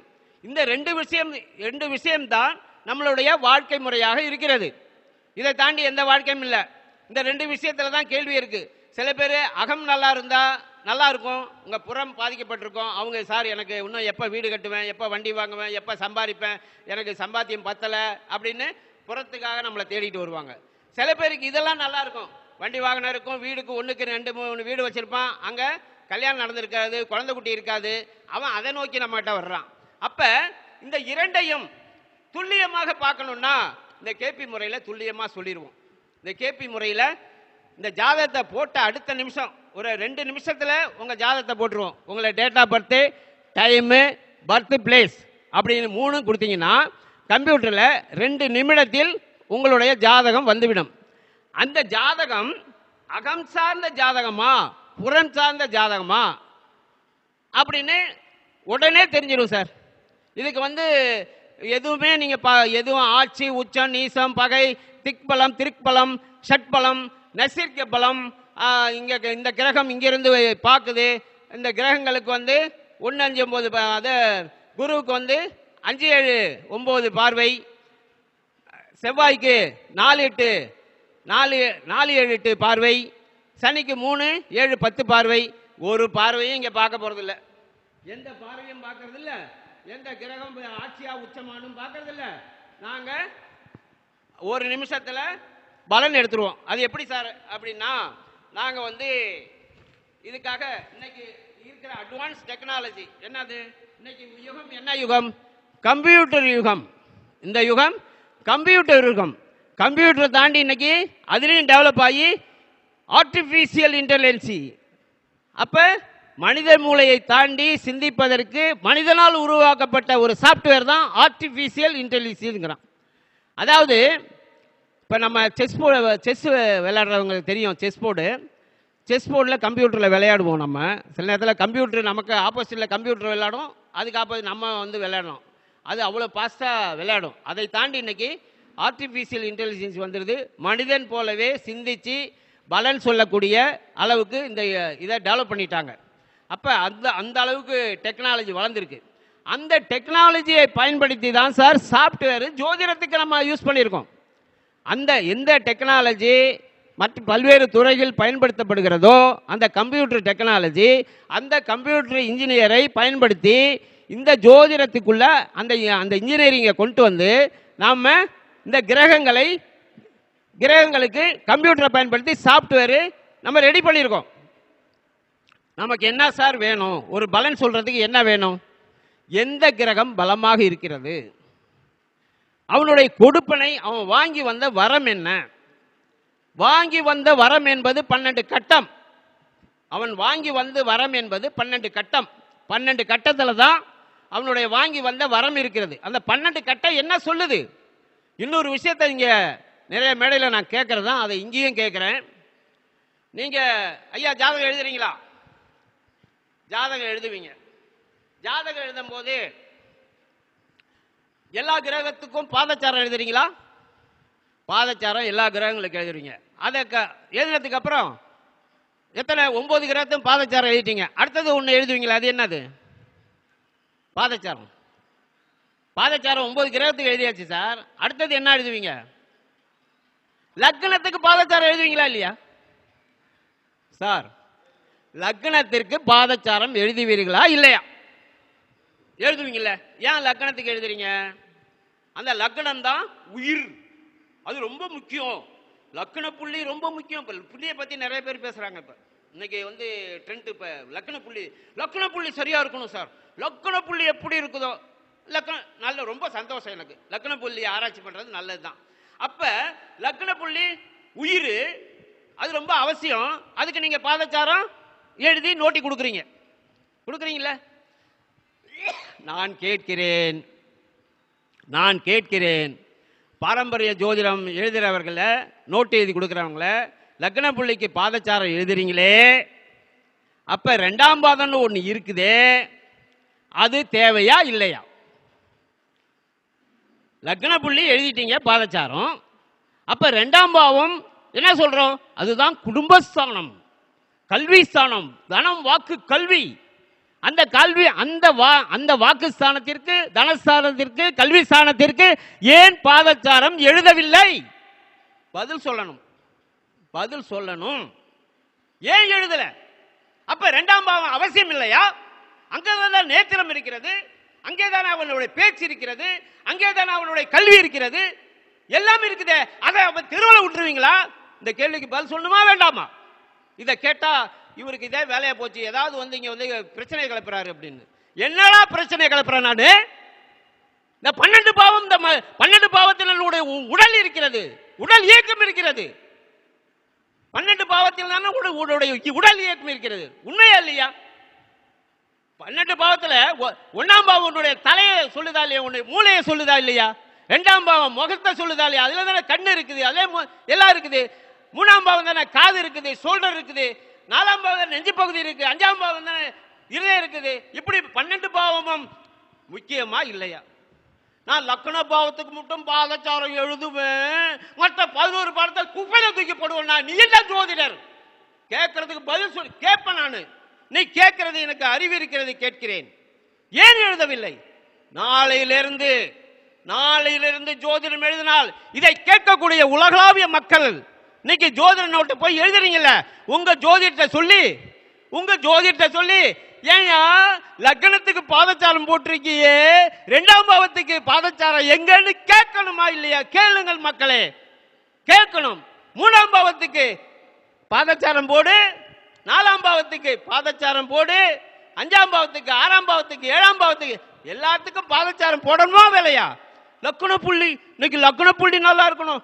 ஏன் 7ஆம் புள்ளி கெட்டு போனா பரவாயில்லையா? அதை ஆராய்ச்சி பண்ண மாட்டியா? அங்கதான் என் மனைவி உட்கார்ந்து இருக்கிறா. அப்ப 7ஆம் பாவம் எப்படி மனைவி வரும்னு அதை ஆராய்ச்சி பண்ண மாட்டியா? நீ பண்ணணுமா வேணாமா? 5ஆம் பாவம் உன்னுடைய பூர்வ புண்ணிய ஸ்தானம், குழந்தைகள் ஸ்தானம், அதை விட்டுருவியா நீ? சார், காலம் மாறிக்கொண்டிருக்கிறது.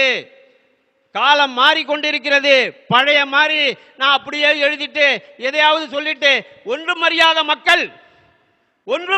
மக்கள் நம்மளை நாடி தேடி வருகிறார்கள். ஏதாவது ஒரு வழி கிடைக்குமா, நமக்கு ஏதாவது ஒரு நல்ல விஷயம் சொல்ல மாட்டாங்களா அப்படின்னு நம்மளை தேடி நாடி வருகிறார்கள். அவர்களுக்கு நல்ல வழிகாட்டுதல் சொல்வதற்கு நான் தயாராக இருக்க வேண்டும். நான் லக்ன புள்ளிக்கு மட்டும் பேசுவேன், 2ஆம் புள்ளியை நாசமா போட்டுன்னு விட்டுருவேன், 3ஆவது போது எப்படியாவது போட்டுன்னு விட்டுருவேன்னா இது ஜோதிடம் இல்லை. மக்களே விழித்துக் கொள்ளுங்கள். 12 பாவத்துக்கும் நீங்கள் பாதச்சாரம் எழுத வேண்டும். நாங்க அப்படிதான் சார் எழுதுறோம்.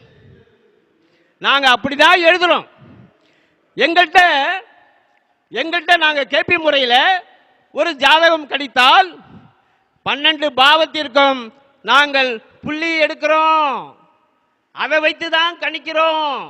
எப்படி நீங்க லக்ன புள்ளி மிக முக்கியம்னு சொல்றீங்களோ, நாங்க லக்ன புள்ளியும் முக்கியம், மற்ற 11 பாவமும் முக்கியம்தான்.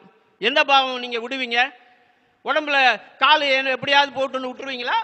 வயிறு எப்படியாவது போகணும் விட்டுவீங்களா? உங்களுடைய இருதயம் எப்படியாவது போகணும் விட்டுருவீங்களா? இந்த 12 பாவத்தில் உடல் உறுப்புகள் இருக்கிறது.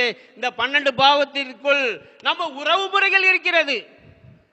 12 பாவத்துக்குள்ள தானே சார் உறவு முறை இருக்குது, இருக்கா இல்லையா? 12 பாவத்துக்குள்ள தான் சார் உறவு முறை இருக்கு. லக்ன பாவம் நானுன்னா, 2ஆம் பாவம் யாரு? நம்ம குடும்பம். 3ஆம் பாவம் சகோதரர்கள், 4ஆம் பாவம் அம்மா, 5ஆம் பாவம் குழந்தை, 6ஆம் பாவம் மாமன். இப்படி வருதா இல்லையா? அப்ப 12 பாவத்தில் உறவு முறைகள் இருக்கிறது, 12 பாவத்தில் உடல் உறுப்புகள் இருக்கிறது. அப்ப லக்ன பாவத்தை மட்டும் பார்த்துட்டு மற்ற எல்லா பாவத்தையும் நான் தெருவில் விட்டுருவேன்னு விடக்கூடாது. நாங்கள் கேபியின் முறையில், இந்த கேபி சிஸ்டத்தில் 12 பாவத்திற்கும் எப்படி லக்ன பாவத்தை உயிர் பாவம் என்று சொல்லி அதை முக்கியத்துவம் கொடுக்கிறோமோ, அதே போல 12 பாவத்திற்கும் முக்கியத்துவம் கொடுத்து 12 புள்ளிகளையும் அறியப்படுகிறது. அதனுடைய பாரச்சாதம் எடுக்கப்படுகிறது, அதனுடைய சப்தால் எடுக்கப்படுகிறது, அதை வைத்து கணிக்கப்படுகிறது. அப்ப இது எப்படி கணிக்கிறோம் அப்படின்னா, இந்த 12 பாவம் என்பதுதான் உங்களுக்கு வாங்கி வந்த வரம், கொடுப்பனை. வாங்கி வந்த வரம் அவங்க கொடுப்பனை சார். 12 பாவங்கிறது தான் விதி கொடுப்பனை. அவர் என்ன 12 பாவத்தில் என்ன வாங்கி வந்திருக்கார் வரம் அப்படின்ற கொடுப்பனை. இதை நாங்கள் எங்களுடைய சாஃப்ட்வேரில் இப்படி போட்டு எடுத்துருவோம். இங்கே பாருங்க 12 பாவம் இருக்கு. 1 2 3 12 பாவம் இருக்கு. இந்த பக்கம் அக வாழ்க்கைன்னு இந்த பக்கம் வரும். இது புற வாழ்க்கை. இந்த புற வாழ்க்கையில எந்த பாவ ரீதியாக அவன் சம்பாதிப்பான், எந்த பாவ ரீதியாக அவன் சம்பாதிப்பாங்கிறத இங்க காமிக்குது. அவன் சம்பாதிப்பானா மாட்டானா, எந்த பாவ ரீதியாக சம்பாதிப்பான். அப்ப இங்க இன்னொரு விஷயத்த சொல்லணும். பாரம்பரிய முறையில் ஆறாம் பாவம் உத்தியோகம், 10ஆம் பாவம் தொழில். 6ஆம் பாவம் உத்தியோகம், 10ஆம் பாவம் தொழில். 2 பாவமும் கெட்டு போச்சு. அவன் அதோட செத்துற வேண்டியதானா? அப்படி சொல்லிட முடியுமா சார்? 12 பாவத்திலையும் தொழில் இருக்கு. 12 பாவத்திலும் தொழில் இருக்கு. நாங்கள் சொல்றோம், இதில் ஒருத்தன் என்ன தொழில் செய்யறான்னு கேட்டா, இதில் எந்த பாவம் வலுத்து இருக்கிறதோ அந்த தொழிலை செய்யன்னு சொல்லிட்டுருவோம். எந்த பாவ ரீதியாக அவனுக்கு வருமானம் இருக்கிறதோ அந்த தொழிலை செய்ய நீ பொழைச்சிக்குவேன்னு சொல்லிட போறோம். அவ்வளவுதான்.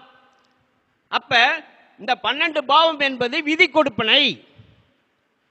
அப்ப இந்த விதி கொடுப்பனை சிறப்பாக இருந்தா, விதி கொடுப்பனை சிறப்பாக அமைந்தால் அவனுக்கு அவன் வாழ்க்கை சிறப்பாக அமைஞ்சிருமா? அமையணுமா? அமையாது.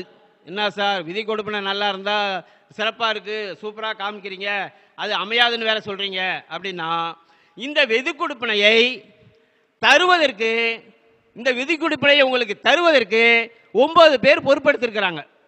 யாரு சார் அந்த 9 பேர் அப்படின்னா, 9 கிரகங்கள்.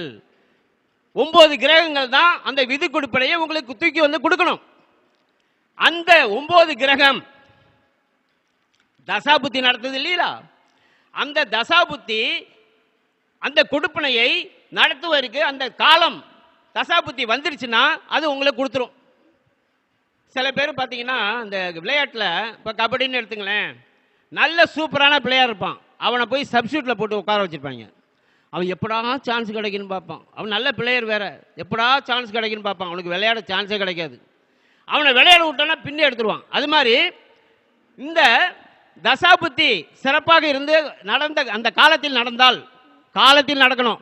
ஒருத்தனுக்கு சூப்பரான கிரகம் ஒரு சுக்கிரன், அவனுக்கு நல்ல பொருளாதாரத்தை கொடுக்குற கிரகம், அவனுக்கு பிறந்து 15 வருஷத்தில் முடிஞ்சிடுதுன்னு வச்சுங்க, அது பிரயோஜனம் இல்லை. எப்போ வரணும்? அவன் சம்பாதிக்கிற காலகட்டத்தில் ஒரு 25 வயதுக்கு மேலே அவனுக்கு சுக்கிரன் தசை அது சிறப்பாக இருந்து பொருளாதாரத்தை தரக்கூடிய கிரகமாக இருந்தால் அவன் 45 வயசுல சூப்பராக அடித்து சம்பாதிச்சுட்டு வந்துடுவான்.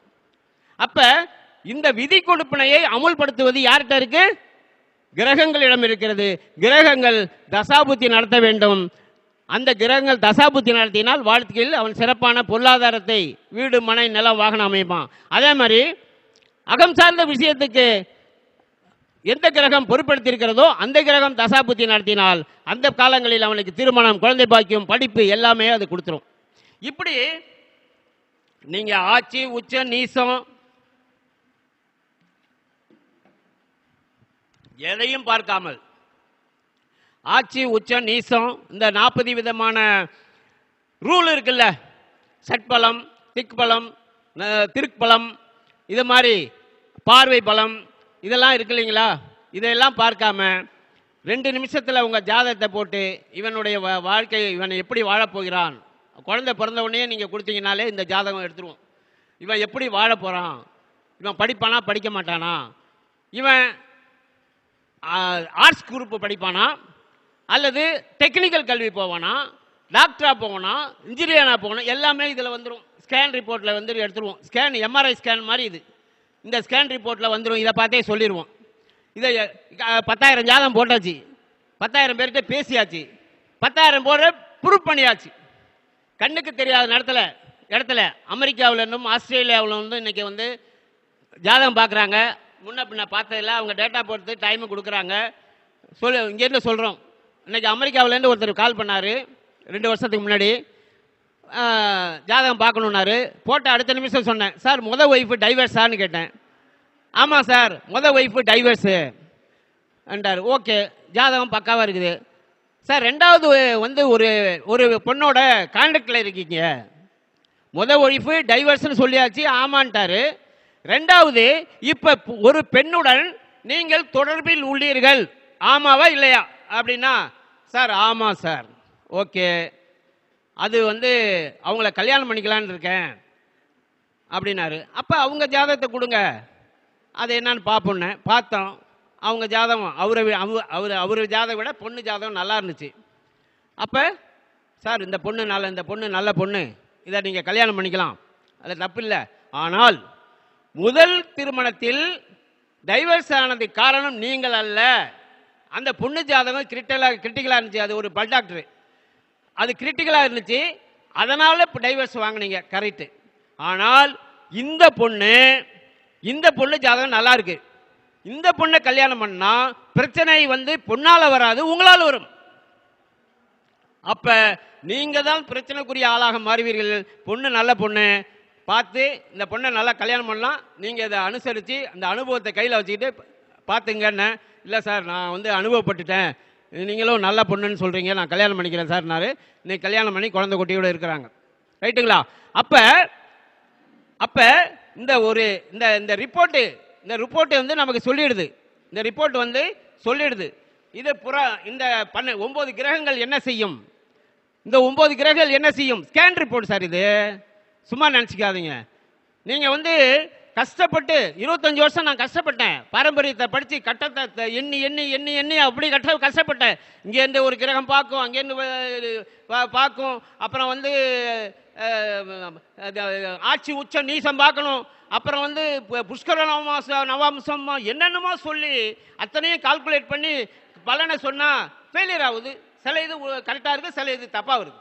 ஆனால் இதில் யாரும் தப்பிக்க முடியாது. ஸ்கேன் ரிப்போர்ட் டாக்டர் எப்படி வந்து நமக்கு எம்ஆர்ஐ ஸ்கேன் எடுத்துட்டு ஒரு எக்ஸ்ரே எடுத்துட்டு நம்ம இங்கே உட்காந்துருப்போம், டாக்டர் எக்ஸ்ரே வாங்க வச்சுட்டு அவர் பேசுவார், என்னய்யா நுரையீரல் எல்லாம் அரிச்சு போச்சு அப்படின்னு யாரை பார்த்து பேசுவார், எக்ஸ்ரே பார்த்துட்டு பேசிட்டு இருப்பார். அது போல இது எக்ஸ்ரே ரிப்போர்ட், எம்ஆர்ஐ ஸ்கேனு. உங்கள் ஒவ்வொருவருக்கும் இந்த ஸ்கேன் எடுத்துக்க முடியும். நான் வந்து எல்லா மீட்டிங்லையும் சொல்ற மாதிரி இப்பயும் சொல்லிடுறேன். நீங்க வந்து பாரம்பரியத்தில் பயணம் செய்யுங்கள், நீங்கள் அந்த முறையில் போங்க. நீங்கள் உடனே நாளைக்கே இந்த முறைக்கு வாங்கன்னு நான் சொல்லலை, வரலாம், வர்றது தப்பு இல்லை. அதுக்கு வந்து ஏன் வரமாட்டாங்க அப்படிங்கிறதுக்கு ஒரு காரணம் இருக்கிறது. இந்த முறையை வரணும்னா ஒரு சாஃப்ட்வேர் வாங்கணும், ஒரு லேப்டாப்போ ஒரு சிஸ்டமோ கம்ப்யூட்டரோ வேணும். இல்லாமல் இந்த ஜாதகம் இதை வந்து போட முடியாது, ஒரு சிஸ்டம் வேணும். அப்போ ஒரு லேப்டாப் இன்றைக்கி வந்து ஒரு 30,000 ரூபான்னு வச்சுங்க, ஒரு ஆர்டினரியான லேப்டாப்பு 30,000 ரூபா, சாஃப்ட்வேரு ஒரு 15,000 ரூபா, 45,000 ரூபா இன்வெஸ்ட் பண்ணுறதுக்கு ரெடியாக இருந்தால் இந்த முறையில் நீங்கள் ஜோதிடம் பார்க்கலாம். இதை கற்றுக்கிறதுக்கு ஒரு பெரிய விஷயம் இல்லை, அது ரொம்ப ஈஸியான வேலை தான். அதில் வந்து அது நானே சொல்லி கொடுத்துருவேன். நான் சொல்கிறது உண்டு, நீங்கள் சிஸ்டம் வாங்குறதுக்கு சாஃப்ட்வேர் வாங்குறதுக்கும் லேப்டாப் வாங்குறதுக்கு ரெடியாக இருந்தால் இந்த சிஸ்டத்தை நான் ஃப்ரீயாக சொல்லித்தரேன் சார், எனக்கு காசே வேண்டாம், நான் ஃப்ரீயாக சொல்லித்தரேன்னு சொல்லுவேன்.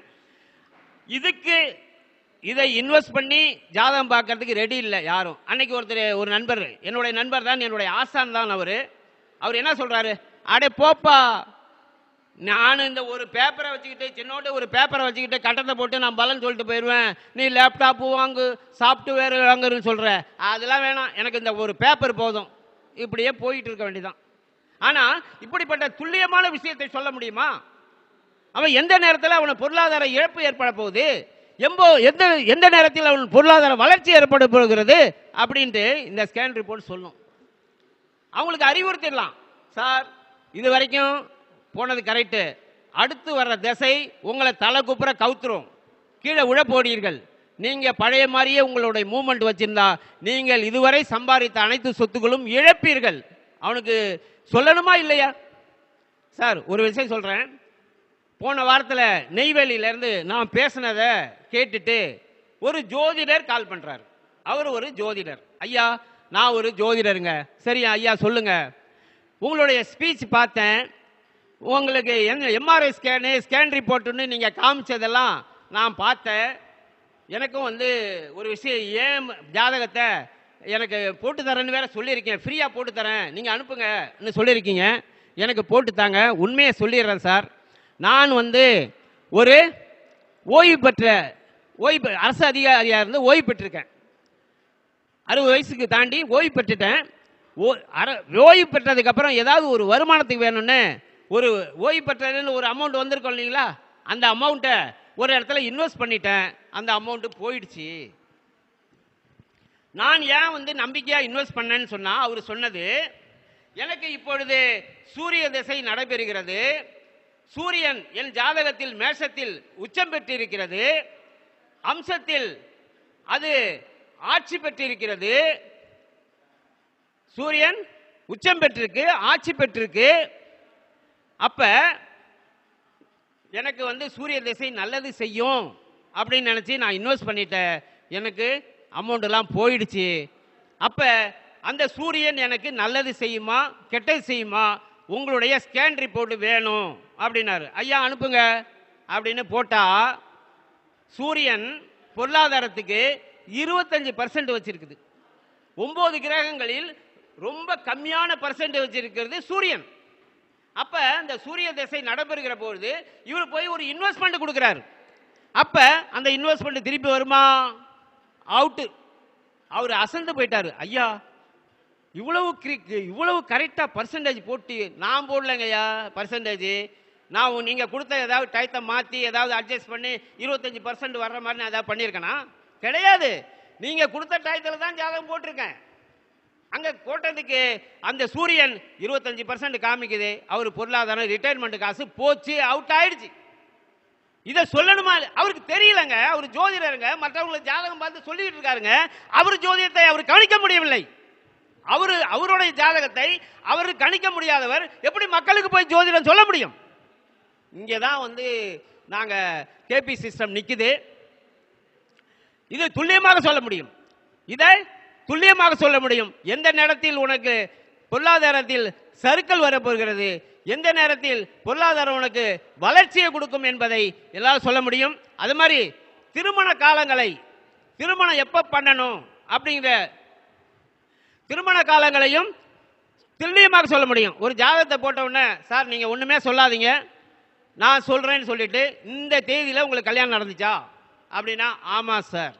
Right sir. இந்த தேதியில நீங்க வேலைக்கு போனீங்களா அப்படின்னா, ஆமா சார். எப்படி சார் இது? எப்படின்னா, ஒன்றும் இல்லை சார், இந்த கிரகம் இருக்குல்ல, 9 கிரகம், அகம் சார்ந்த புறம் சார்ந்த 9 கிரகம் இருக்கு இல்லையா, அந்த புறம் சார்ந்த கிரகம் ஆக்டிவேட்ல இருந்துச்சுன்னா, தசா புத்தி நடந்துச்சுன்னா வேலைக்கு போவான்னு சொல்லுங்க. 9 கிரகத்தில் இந்த நல்ல தசா புத்தி அகம் சார்ந்ததுக்கு இருந்தா கல்யாணம் நடக்கணும்னு சொல்லுங்க, குழந்தை குட்டியை பிறக்கணும்னு சொல்லுங்க. இவ்வளவுதானே, முடிஞ்சு போச்சு. இதுக்கு ஒன்றும் மண்டகாயிர வேலை எதுவும் இல்லை. அது மாதிரி இன்னைக்கு நான் வந்து சப்ஜெக்ட் வந்து திருமண பொருத்தம் சார்ந்து தான் பேசலான்னு வந்தேன். இன்னைக்கு பேசிக்கலாக வந்து கொஞ்சம் ஜோதிடத்தை பற்றியும் அப்புறம் கேபி சம்பந்தமாக பேச வந்துருச்சு. அடுத்த ஒரு வாய்ப்பு வரும்போது திருமண பொருத்தத்தை நான் பேசுகிறேன். இங்கே வந்து நிறைய பேர் வந்து நான் வந்து கேபி முறையில் பேசுறதால இவருக்கு கேபி தான் தெரியும் போல அப்படின்றாங்க. அப்படி இல்லை. 25 வருஷம் பாரம்பரியத்தில் பயணிச்சுட்டு நாடியிலையும் படிச்சுட்டு அதுக்கப்புறம் தான் கேபியில் வந்திருக்கிறேன். அப்போ என்கிட்ட ஒரு ஜாதகம் வந்துச்சுன்னா கேபி முறையும் பார்ப்பேன், நாடி முறையும் பார்ப்பேன், பாரம்பரியமாக 3 ஜோதிடர்களை பார்த்த விஷயம் உங்களுக்கு கிடைக்கும். என்கிட்ட ஒரு ஜாதகத்தை எனக்கு கொடுத்து பார்க்க சொன்னால் 3 முறைகளை நான் அனலைஸ் பண்ணுவேன். பாரம்பரியத்தையும் பார்க்காம விட்டுற மாட்டேன், அதையும் பார்ப்பேன். நாடி ரூல் என்ன சொல்லுங்கிறதையும் பார்ப்பேன், கேபி ரூல் என்ன சொல்லுதுன்னு பார்த்து தான் அனலைஸ் பண்ணுவேன். இந்த திருமண பற்றி ஒரே ஒரு விஷயம் பற்றி மக்களுக்கு சொல்லணும். திருமணம் பண்ணுறதுல வந்து அவசரப்பட வேணாம். முதல் விஷயம், அவசரப்படாதீங்க. முதல் விஷயம், அவசரப்படக்கூடாது. திருமண விஷயத்தை அவசரப்படாதீங்க. நிறைய பெற்றோர்கள், சார் வயசாயிடுச்சு, கொஞ்சம் அமைதியாயிரு. இப்போ கல்யாணம் ஆகலைன்னா ஒரு கவலை பெற்றோர்களுக்கு, தன்னுடைய குழந்தைக்கு கல்யாணம் ஆகவில்லை என்றால் ஒரு கவலை, கல்யாணம் ஆகலையே. இதுல வேற பேரண்ட்ஸ் அவன் பாட்டில் என்ன இருப்பாங்க. இந்த ஃபங்க்ஷனுக்கு போயிட்டா அங்க வர்ற சொந்த பந்தம் இருக்கான் பாருங்க, என்ன பொண்ணு கல்யாணம் பண்ணலையா, பையனுக்கு கல்யாணம் பண்ணலையா, என்ன இப்படியே விட்டுக்கிட்டு இருக்கன்னு அவனுக்கு வேற சப்ஜெக்டா இருக்காது, அவனை போட்டு வறுத்து எடுக்கிறது. அதுக்கு பயந்துட்டு இங்க இப்படி வருது சார் என்றது. ஆனால் அவசரப்பட வேண்டாம். காலம் கனிந்தால்தான் அது செய்யணும் கல்யாணத்தை. இப்போ பார்த்தீங்கன்னா ஒரே ஒரு விஷயம் சொல்லி முடிச்சிடுறேன். ஒரு விதை இருக்கிறது, நம்மிடம் ஒரு விதை இருக்கிறது, நிலம் இருக்கிறது. விதையும் என்னோடது, நிலமும் என்னோடது. அந்த விதையை என்னுடைய நிலத்தில் ஊன்றலாம், ஊன்றி பயிரிடலாம். ஆனால் என்னுடைய விதை என்னுடையது, நிலம் என்னுடையது. எந்த நேரத்திலையும் விதையை ஊனிடலாமா? ஐயா, விதை என்னோடதுங்க ஐயா, நிலமும் என்னோடது. அந்த விதையை எப்போ வேணாலும் கொண்டு போட்டுருவியா? காலம் பார்க்க வேண்டாமா? அப்ப காலத்தே பயிர் செய்து என்று சொல்லி இருக்கிறார்கள். அப்போ ஒரு விதைய பூமியில போடணும்னாலே காலம் பார்க்க வேண்டும். அதுபோல ஒரு திருமணத்தை நடத்துவதற்கு காலம் பார்த்து திருமணத்தை நடத்த வேண்டும். அப்படி நடத்தாமல் இன்னைக்கு வர்ற பாதம் 10 ஜாதகத்தில் 5 ஜாதகம் டைவர்ஸ். என்னடான்னா இந்த 10 பொருத்தத்தில் பண்ற கூத்து இருக்குதுங்களே, அதுவும் சாப்ட்வேர் வேற, ஃப்ரீ சாப்ட்வேர் வந்துருச்சா? தட்டுறான், சில்லில் வச்சு தட்டுறான், பையன் ஜாதகத்தை போடுறான், பொண்ணு ஜாதகத்தை போடுறான், 9 பொருத்தம் வந்துருது. 9 பொருத்தம், கல்யாணம் பண்ணு. 3 மாசத்துல டைவர்ஸ்ல நிக்கிறான். 3 மாசத்துல டைவர்ஸ்ல நிக்கிறான். சார், திருமண பொருத்தத்தை பார்க்க வேண்டிய காலத்தை கால தேச வர்த்தமானம் சொல்லி இருக்கிறாங்க. காலத்தை நீங்கள் கணக்கில் எடுத்துக்கொள்ள வேண்டும். ஒரு 50 வருஷத்துக்கு முன்னாடி திருமண பொருத்தம் பார்க்காமே கல்யாணம் பண்ணாலும் கல்யாணம் நின்னுச்சு, குழந்தை குட்டி பெற்றாங்க, வாழ்ந்தாங்க. உண்டா இல்லையா? ஒரு 50 வருஷத்துக்கு முன்னாடி திருமண பொருத்தமே பார்க்கல, சொந்தக்கார பொண்ணு, மாமன் பொண்ணு, மச்சான் பொண்ணு, அத்தை பொண்ணுன்னு கல்யாணம் பண்ணிக்கிட்டான், வாழ்ந்தான், குழந்தை குட்டி பெற்றுக்கிட்டான், இருந்தான், இருக்கிறார்கள். இன்னைக்கும் திருமண பொருத்தத்தை பார்க்கல. அவன் சொல்லுவான், சார் நான் எந்த திருமண பொருத்தத்தை பார்த்தேன் அப்படின்னா. ஏன் சார் அன்றைக்கு ஜெயித்தது, அன்றைக்கு என்ன ஜெயிச்சது, இன்னைக்கு ஏன் தோற்கிறது? இதை ஜோதிடர்கள் அவசியம் புரிஞ்சுக்கணும். 50 வருஷத்துக்கு முன்னாடி நடந்த திருமண பொருத்தம் பார்க்காமையே கல்யாணம் பண்ணிக்கிட்ட ஏன் ஜெயிச்சது, இன்னைக்கு எல்லா பொருத்தமும் பார்த்து தோக்குதே ஏன்? இதை ஜோதிடர்கள் சரியாக புரிந்து கொள்ள வேண்டியது என்றால் ஜோதிடர்கள் தோற்று விடுவார்கள். இன்னைக்கு மிகப்பெரிய ஜோதிடர்கள்லாம் தோற்று போற இடம் திருமண பொருத்தத்தில் தான் தோற்கிறாங்க. அன்னைக்கு சென்னையிலேருந்து ஒரு ஜாதகம் வருது, கல்யாணம் ஆகி 3 மாசத்துல டைவர்ஸ் சார், அவ்வளவு செலவு பண்ண சார், அழுகுறாங்க அப்பா. சார் யாருக்கிட்ட சார் பொருத்தம் பார்த்தீங்க? மதுரையில் அவரு பெரிய ஜோதிடர், அவரு கல்வி நிறுவனம் நடத்துறாரு, ஜோதிடர் கல்வி நிறுவனம் நடத்துறாராம், அவர்கிட்ட பார்த்தோம் சார், அவுட்டுங்க. அப்ப கால தேச வர்த்தமானம் சொல்லியிருக்காங்க. அன்றைக்கு பெண்கள் உண்மையிலேயே ஒரு 50 வருஷம் முன்னாடி பெண்கள் ஆண்களிடம் கஷ்டப்பட்டாங்க, கல்யாணம் பண்ணிட்டு பெண்கள் கஷ்டப்பட்டாங்க. இன்றைய காலகட்டம் என்ன தெரியுங்களா? இன்னைக்கு ஆம்பளை கஷ்டப்படுறான், பையங்க கஷ்டப்படுறான் பொண்ணுங்கள்ட்ட. அப்ப அன்னைக்கு சகிப்புத்தன்மை இருந்தது பெண்களுக்கு. அன்றைக்கு இருந்த 50 வருஷத்துக்கு முன்னாடி இருந்த பெண்களுக்கு சகிப்புத்தன்மை இருந்தது, ஏற்றுக்கொள்ள மனப்பக்குவம் இருந்தது. அங்க எப்படி அப்பா அம்மா கிட்ட இருந்தாங்களோ அதே மாதிரி மாமனார் மாமியார் சொந்த மச்சனை எல்லாரையும் ஏற்றுக்கொள்ள பக்குவம் இருந்தது, ஏற்றுக்கொண்டார்கள், அவர்கள் வாழ்ந்தார்கள். இன்னைக்கு நானும் குழந்தைய பெற்றவன் தான், நான் 2 பொம்பளை பிள்ளைங்களை பெற்றவன் தான். இன்னைக்கு இது என் பிள்ளைகளை போலதான் மற்ற பிள்ளைகளையும் பார்க்கிறேன். இன்னைக்கு சொல்லுங்க உங்களுடைய பெண்கள், நம்மளுடைய குழந்தைகள் அந்த ஏற்றுக்கொள்ற மனோபக்குவம் இருக்கிறதா? ஏற்றுக்கொள்ற மனோபக்குவம் இல்லை சார். அந்த காலத்தில் சொல்லுவாங்கல்ல, கேள்விப்பட்டிருக்கோம்ல, கல்லானாலும் கணவன் புல்லானாலும் புருஷன் சொல்லி ஒரு டைலாக் நான் கேள்விப்பட்டிருக்கேன். அந்த காலத்துல கல்லானாலும் கணவன் புல்லானாலும் புருஷன். இன்னைக்கு ஏதாவது ஒரு பொண்ணுகிட்ட போய் கல்லானாலும் கணவன் புல்லானாலும் புருஷன்னா கல் எடுத்து மண்டையில ஜோசியரை அடிச்சு உடைச்சிருவா. என்னடா நினைச்சுக்கிட்ட, நான் கல்லா, நான் புல்லா, என்ன கல்லு மாதிரி புல்லு மாதிரி வாழ சொல்றியா, நீ சாவுடான்னு கல்லை எடுத்து என் மண்டையில போட்டுருவா. அப்படிப்பட்ட காலகட்டத்தில் வாழ்ந்து கொண்டிருக்கிறோம். அப்படிப்பட்ட பெண்களுக்கு ஏற்றுக்கொள்கிற சகிப்புத்தன்மை இல்லை, மனநிலை இல்லை. இதை புரிந்து கொண்டு நீங்க ஜோசியம் பார்க்கணும். இன்னைக்கு மிகப்பெரிய ஜோதிடர்லாம் ஒரு லாஜிக் பேசுறாங்க, அது வேற, எனக்கு அதை வேற. அந்த காலத்துல வாழ்ந்துகிட்டு இருக்காங்க சார், கட்சி பொருத்தம் இல்லை வாழ்றாங்க சார், இந்த பொருத்தம் இல்லை வாழ்றாங்க சார், அந்த பொருத்தம் இல்லை வாழ்றாங்க சார், திருமண வாழ்றாங்க சார். ஒண்ணு புரிஞ்சுக்க, அந்த காலத்துல வாழ்ந்தாங்க, இந்த காலத்துல வாழ முடியாது. பெண்கள் படிக்க வச்சுட்டோம், ஒவ்வொரு பெண் பிள்ளையும் படிச்சிருக்கு, சாப்ட்வேர் இன்ஜினியர் இருக்கு, டாக்டரா இருக்கு, இன்ஜினியரா இருக்குது, படிச்சு வச்சுட்டோம், ப்ரொஃபஸரா இருக்குது, படிக்க வச்சுட்டோம், நாலேஜ் வந்தது. அது நாலேஜ் வந்து சம்பாதிக்க ஆரம்பிச்சிருச்சு. அது யாருக்கும் கல்லு மாதிரி புல்லு மாதிரி கொண்ட அவசியம் இல்லை. அப்புறம் இது அப்ப பொருத்தம் பார்க்கும் போது ரொம்ப கேர்ஃபுல்லா பார்க்கணும், சேர்க்கணும். இதை நீங்க கோட்டை விட்டீங்கன்னா ஜோதிடர்கள் மேல் பழி வந்து சேரும். அதனால் திருமண பொருத்தத்தில் ஏனோ தானே இந்த 10 பொருத்தத்தை பார்த்துட்டு நிறைய ஜாதகம் சார் டைவர்ஸ் வரலாம், தசா புத்தி காலை அடிக்குது சார். 10 பொருத்தத்தை பார்த்தா 9 பொருத்தம் இருக்குது, 9 பொருத்தம் இருக்குது. இங்க தசா புத்தி பிடுங்கிட்டு போயிடுச்சு, பிரிச்சு விட்டுருது. அப்ப தசா புத்தியை நம்மால தசா சந்தின்னு ஒரு விஷயம் சொன்னாங்க. தசா சந்தி வரக்கூடாத பார்த்துங்க. தசா சந்தி அட தசா சந்தி கிடக்குடா. 2 பேருக்கும் பொருள் சார்ந்த பாவங்கள் 8 12 டைவர்ஸ் போவான்னு ஏன் சொல்ல முடியாது? சொல்ல தெரியல. 12 பாவங்களை பிரித்து பார்க்க தெரியவில்லை. 6 பாவம் அகம் சார்ந்த பாவம், 6 பாவம் புறம் சார்ந்த பாவம் என்று 4 8 12 உங்களை பிரித்து விடும், காயப்படுத்தும்ங்கிறதை புரிந்து கொள்ளாமல் பொருத்தத்தை போட்டு இன்னைக்கு நடுத்தருவில் நிற்குது நிறைய குடும்பம். அப்ப திருமண பொருத்தத்தில் தயவு செய்து இதை பார்க்கக்கூடிய கேட்கக்கூடிய மக்களாக இருந்தாலும் சரி, இதை பார்க்கக்கூடிய கேட்கக்கூடிய ஜோதிடர்களும் சரி, கொஞ்சம் திருமண பொருத்தத்தை கொஞ்சம் அவசியம் கொஞ்சம் ஆராய்ஞ்சு நிதானப்படுத்துங்க. அவசரப்படாதீங்க.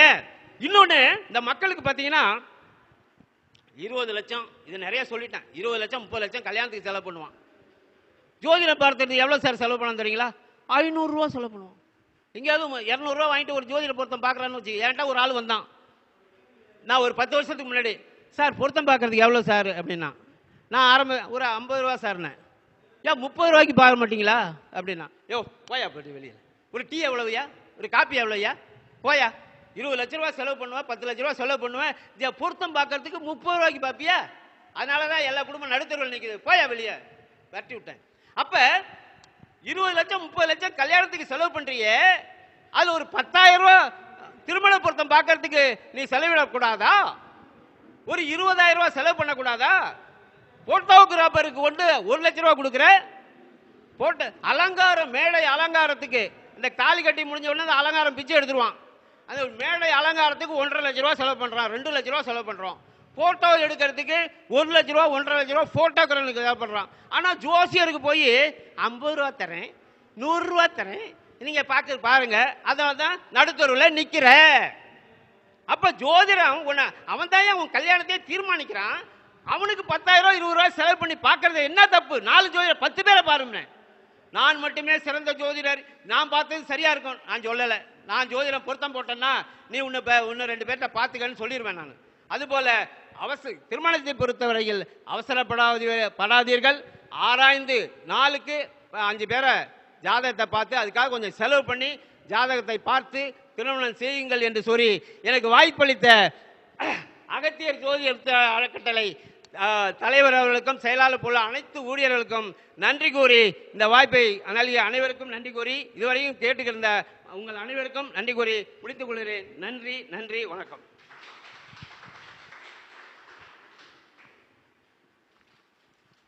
ஒரு மனிதனுடைய செயல்பாடுகள் அனைத்துமே பிரபஞ்சம் தான் முடிவு பண்ணுதுங்கிறதுக்கு உண்மையான ஒரு விஷயம் ஐயா வச்சு சொல்கிறதுக்கு ஒரு வாய்ப்பு கிடச்சிருக்கு எனக்கு. ஏன்னா ஐயா வந்து இப்போ முசிறியில் கருத்தரங்கு வச்சதுலேருந்து தொடர்ந்து என்னோட சங்கத்துக்கு ஒரு வாட்டி கூட எக்ஸஸ் கேட்கல. நான் சொல்லிட்டா ரைட் வந்துடுறேன்னு சொல்லி தொடர்ந்து வந்துகிட்டு இருக்காங்க. ஆனால் வந்தப்பெல்லாம் பேசுறதுக்கு வாய்ப்பே கிடைக்காது ஐயாவுக்கு, சரிங்களா? தொடர்ந்து வந்துகிட்டு இருக்காங்க, வந்தப்பெல்லாம் பேசுறதுக்கு வாய்ப்பே கிடைக்காது. அப்போது நான் எது சொன்னாலும் சரிங்க சார், நம்மளுக்கு எப்போ கிடைக்குதோ அப்போ பேசிக்கலாம் அப்படின்ட்டு போயிடுவார். அதுதான் அவர்கிட்ட பிடிச்ச எனக்கு பெருந்தன்மை. அதனால இன்னைக்கு வந்த மாதிரி என்ன செஞ்சேன், நாங்கள் 2 பேரும் தான் வந்திருந்தோம் உள்ளுக்க. சரி ஐயா, இன்னைக்கு உங்களுக்கு பிரபஞ்சம் கண்ணை திறந்துருக்க மாட்டான், இன்னைக்கு நீங்களே முதல்ல பேசிடுங்க, எவ்வளோ நேரம் வேணாலும் பேசுங்க அப்படின்னு நான் சொல்லி கொடுத்துட்டேன். இன்னைக்கு ஐயா பேசுனாங்க 2 விஷயங்கள். அதாவது லக்கணத்துக்கு சாரம் போடுறீங்க, ஏன் பாவத்துக்கு சாரம் போடலை அப்படின்னு ஒரு கேள்வி கேட்டாங்க. அதுக்கான விளக்கத்தை மட்டும் ஐயாவுக்காக அதை விளக்கத்தை மட்டும் சொல்லிட்டு அடுத்த பர்சனை பார்ப்போம். அதாவது லக்கணங்கிறது என்ன அப்படின்னு பார்த்தீங்கன்னா, கிரகத்தில் ஒன்று தான் லக்கணம், பாவம் கிடையாது. கிரகத்தில் ஒன்று தான் லக்கணம், சரிங்களா? அதாவது 9 கிரகம் இருக்கிறது மாதிரி லக்கணமும் ஒரு கிரகம். அப்போ லக்கணத்துக்கு சாரம் கொடுக்க முடியும், பாவத்துக்கு சாரம் கொடுக்க முடியாது. பாவாதிபதி சாரம் வாங்கியிருப்பார், ஏதோ ஒரு இடத்துல எங்கே இருப்பாங்க. சரிங்களா? அப்போ லக்கணத்துக்கு தான் சாரம் போட முடியும் அப்படிங்கிற விதியை ஐயாவுக்காக நான் பதிவு பண்றேன். ஏன்னா ஐயா கேட்டாங்க, 2ஆம் பாவத்துக்கு ஏன் சாரம் கொடுக்கல அப்படின்னு ஒரு கேள்வியில கேட்டாங்க. சரிங்களா? 3ஆம் பாவத்துக்கு ஏன் சாரம் கொடுக்கலன்னு கேட்டாங்க. எல்லா பாவத்துக்கும் சாரம் கொடுக்குறோம், ஆனால் அதிபதிக்கு தான் கொடுக்குறோம். அப்போ லக்கணத்துக்கு ஒரு சாரம் கொடுக்குறோம், லக்ன அதிபதிக்கு ஒரு சாரம் கொடுக்குறோம். சரிங்களா? அப்போ லக்னங்கிறது ஒரு கோல்ல, அதாவது 9 கோல்ல ஒரு கோலா எடுத்துக்கணும் அப்படிங்கிறதுக்கு அர்த்தம். நாம ஒரு கிரகம் என்னங்க, அதாங்க நாம பிறந்தது ஒரு லக்கணம். அப்படிங்கிறப்போ லக்கணத்துக்கு ஒரு சாரத்தை கொடுத்துருக்கோம், அந்த அடிப்படையில் தான் அது இயங்குது அப்படிங்கிறதுக்கு ஒன்று. திருமண பொருத்தத்தை பற்றி எல்லா பேரும் பேசுறதை விட ஐயா வந்து தெளிவாக பேசணுங்கிற ஆர்வம் அதிகமாக இருக்கு. அதாவது உண்மை அதிகமாக இருக்கு சொல்ல போனா, அதாவது கருத்து இருக்கோ இல்லையோ உண்மை அதிகமாக இருக்கு. அந்த உண்மையை என்னைக்கா ஒரு நாளைக்கு வெளிப்படுங்கிறப்போ நானும் அப்படித்தான் பதட்டமாயிரு. பேசும்போது எனக்கு என்ன பேசணும் எனக்கே தெரியாது. நல்லா பேசுன்னு கற்பனை பண்ணிட்டு வருவேன். இங்க மேடைக்கு வந்தோம்னு வச்சுக்கோங்க, எல்லா விஷயமும் ஆசை அவுட் ஆயிரும். சரிங்களா? அதெல்லாம் நாங்கெல்லாம் ஒரு இனம் அப்படிங்கிற மாதிரி ஒரு விஷயத்துல அவரும் வேகமா பேசுவார், நானும் வேகமா பேசுவேன். அந்த வகையில தான் இனம்னு சொல்றேன். சரிங்களா? அப்ப நம்ம எல்லாம் ஜோதிட அன்பர்கள். ஜோதிடத்துல கருத்துக்கள் ஒவ்வொருத்தருக்கும் ஒவ்வொரு கருத்துக்கள் பிரபஞ்சம் கொடுத்துருக்கு. சரிங்களா? எல்லா கருத்துக்களும் உண்மையானது. அதாவது நம்மளுக்கு பிடிச்சிருந்தா எடுத்துக்கலாம், பிடிக்கலாம் விட்டுறலாம், தப்பு இல்லை. ஐயாவுடைய பாணி எனக்கு பிடிச்சிருக்கு, நான் அதை பத்தி சப்போர்ட் பண்றேன். அதே மாதிரி ஒருத்தருக்கு பிடிக்காம இருக்கலாம், அதை பத்தி சப்போர்ட் பண்ணணும் அவசியம் இல்லை. அதுக்காக கடந்து போகணும், அதான் உண்மையானது. யார் செய்யறதுன்னு தவறுன்னு சொல்லக்கூடாதுங்கிறதா என்னுடைய வேண்டுகோள். சரிங்களா? எல்லா ஜோதிடத்துல எல்லா கருத்துக்களும் உண்மையானது, எல்லாமே நேசிக்கக்கூடியது, எல்லா கருத்துக்களும் உண்மையானது. அதுதான் ரொம்ப முக்கியமானது. Right, okay. ஐயா பேசின விதங்கள் ரொம்ப ஆக்ரோஷமாகவும் சிறப்பாகவும் அருமையாகவும் இருந்தது அப்படிங்கிறத பாராட்டி ஐயாவுக்கு சிறப்பு செய்ய விதமாக துரைசாமி ஐயா கோயம்புத்தூர்ல இருந்து சிறப்பு செய்ய வருகிறார். வருக வருக என வரவேற்கிறோம்.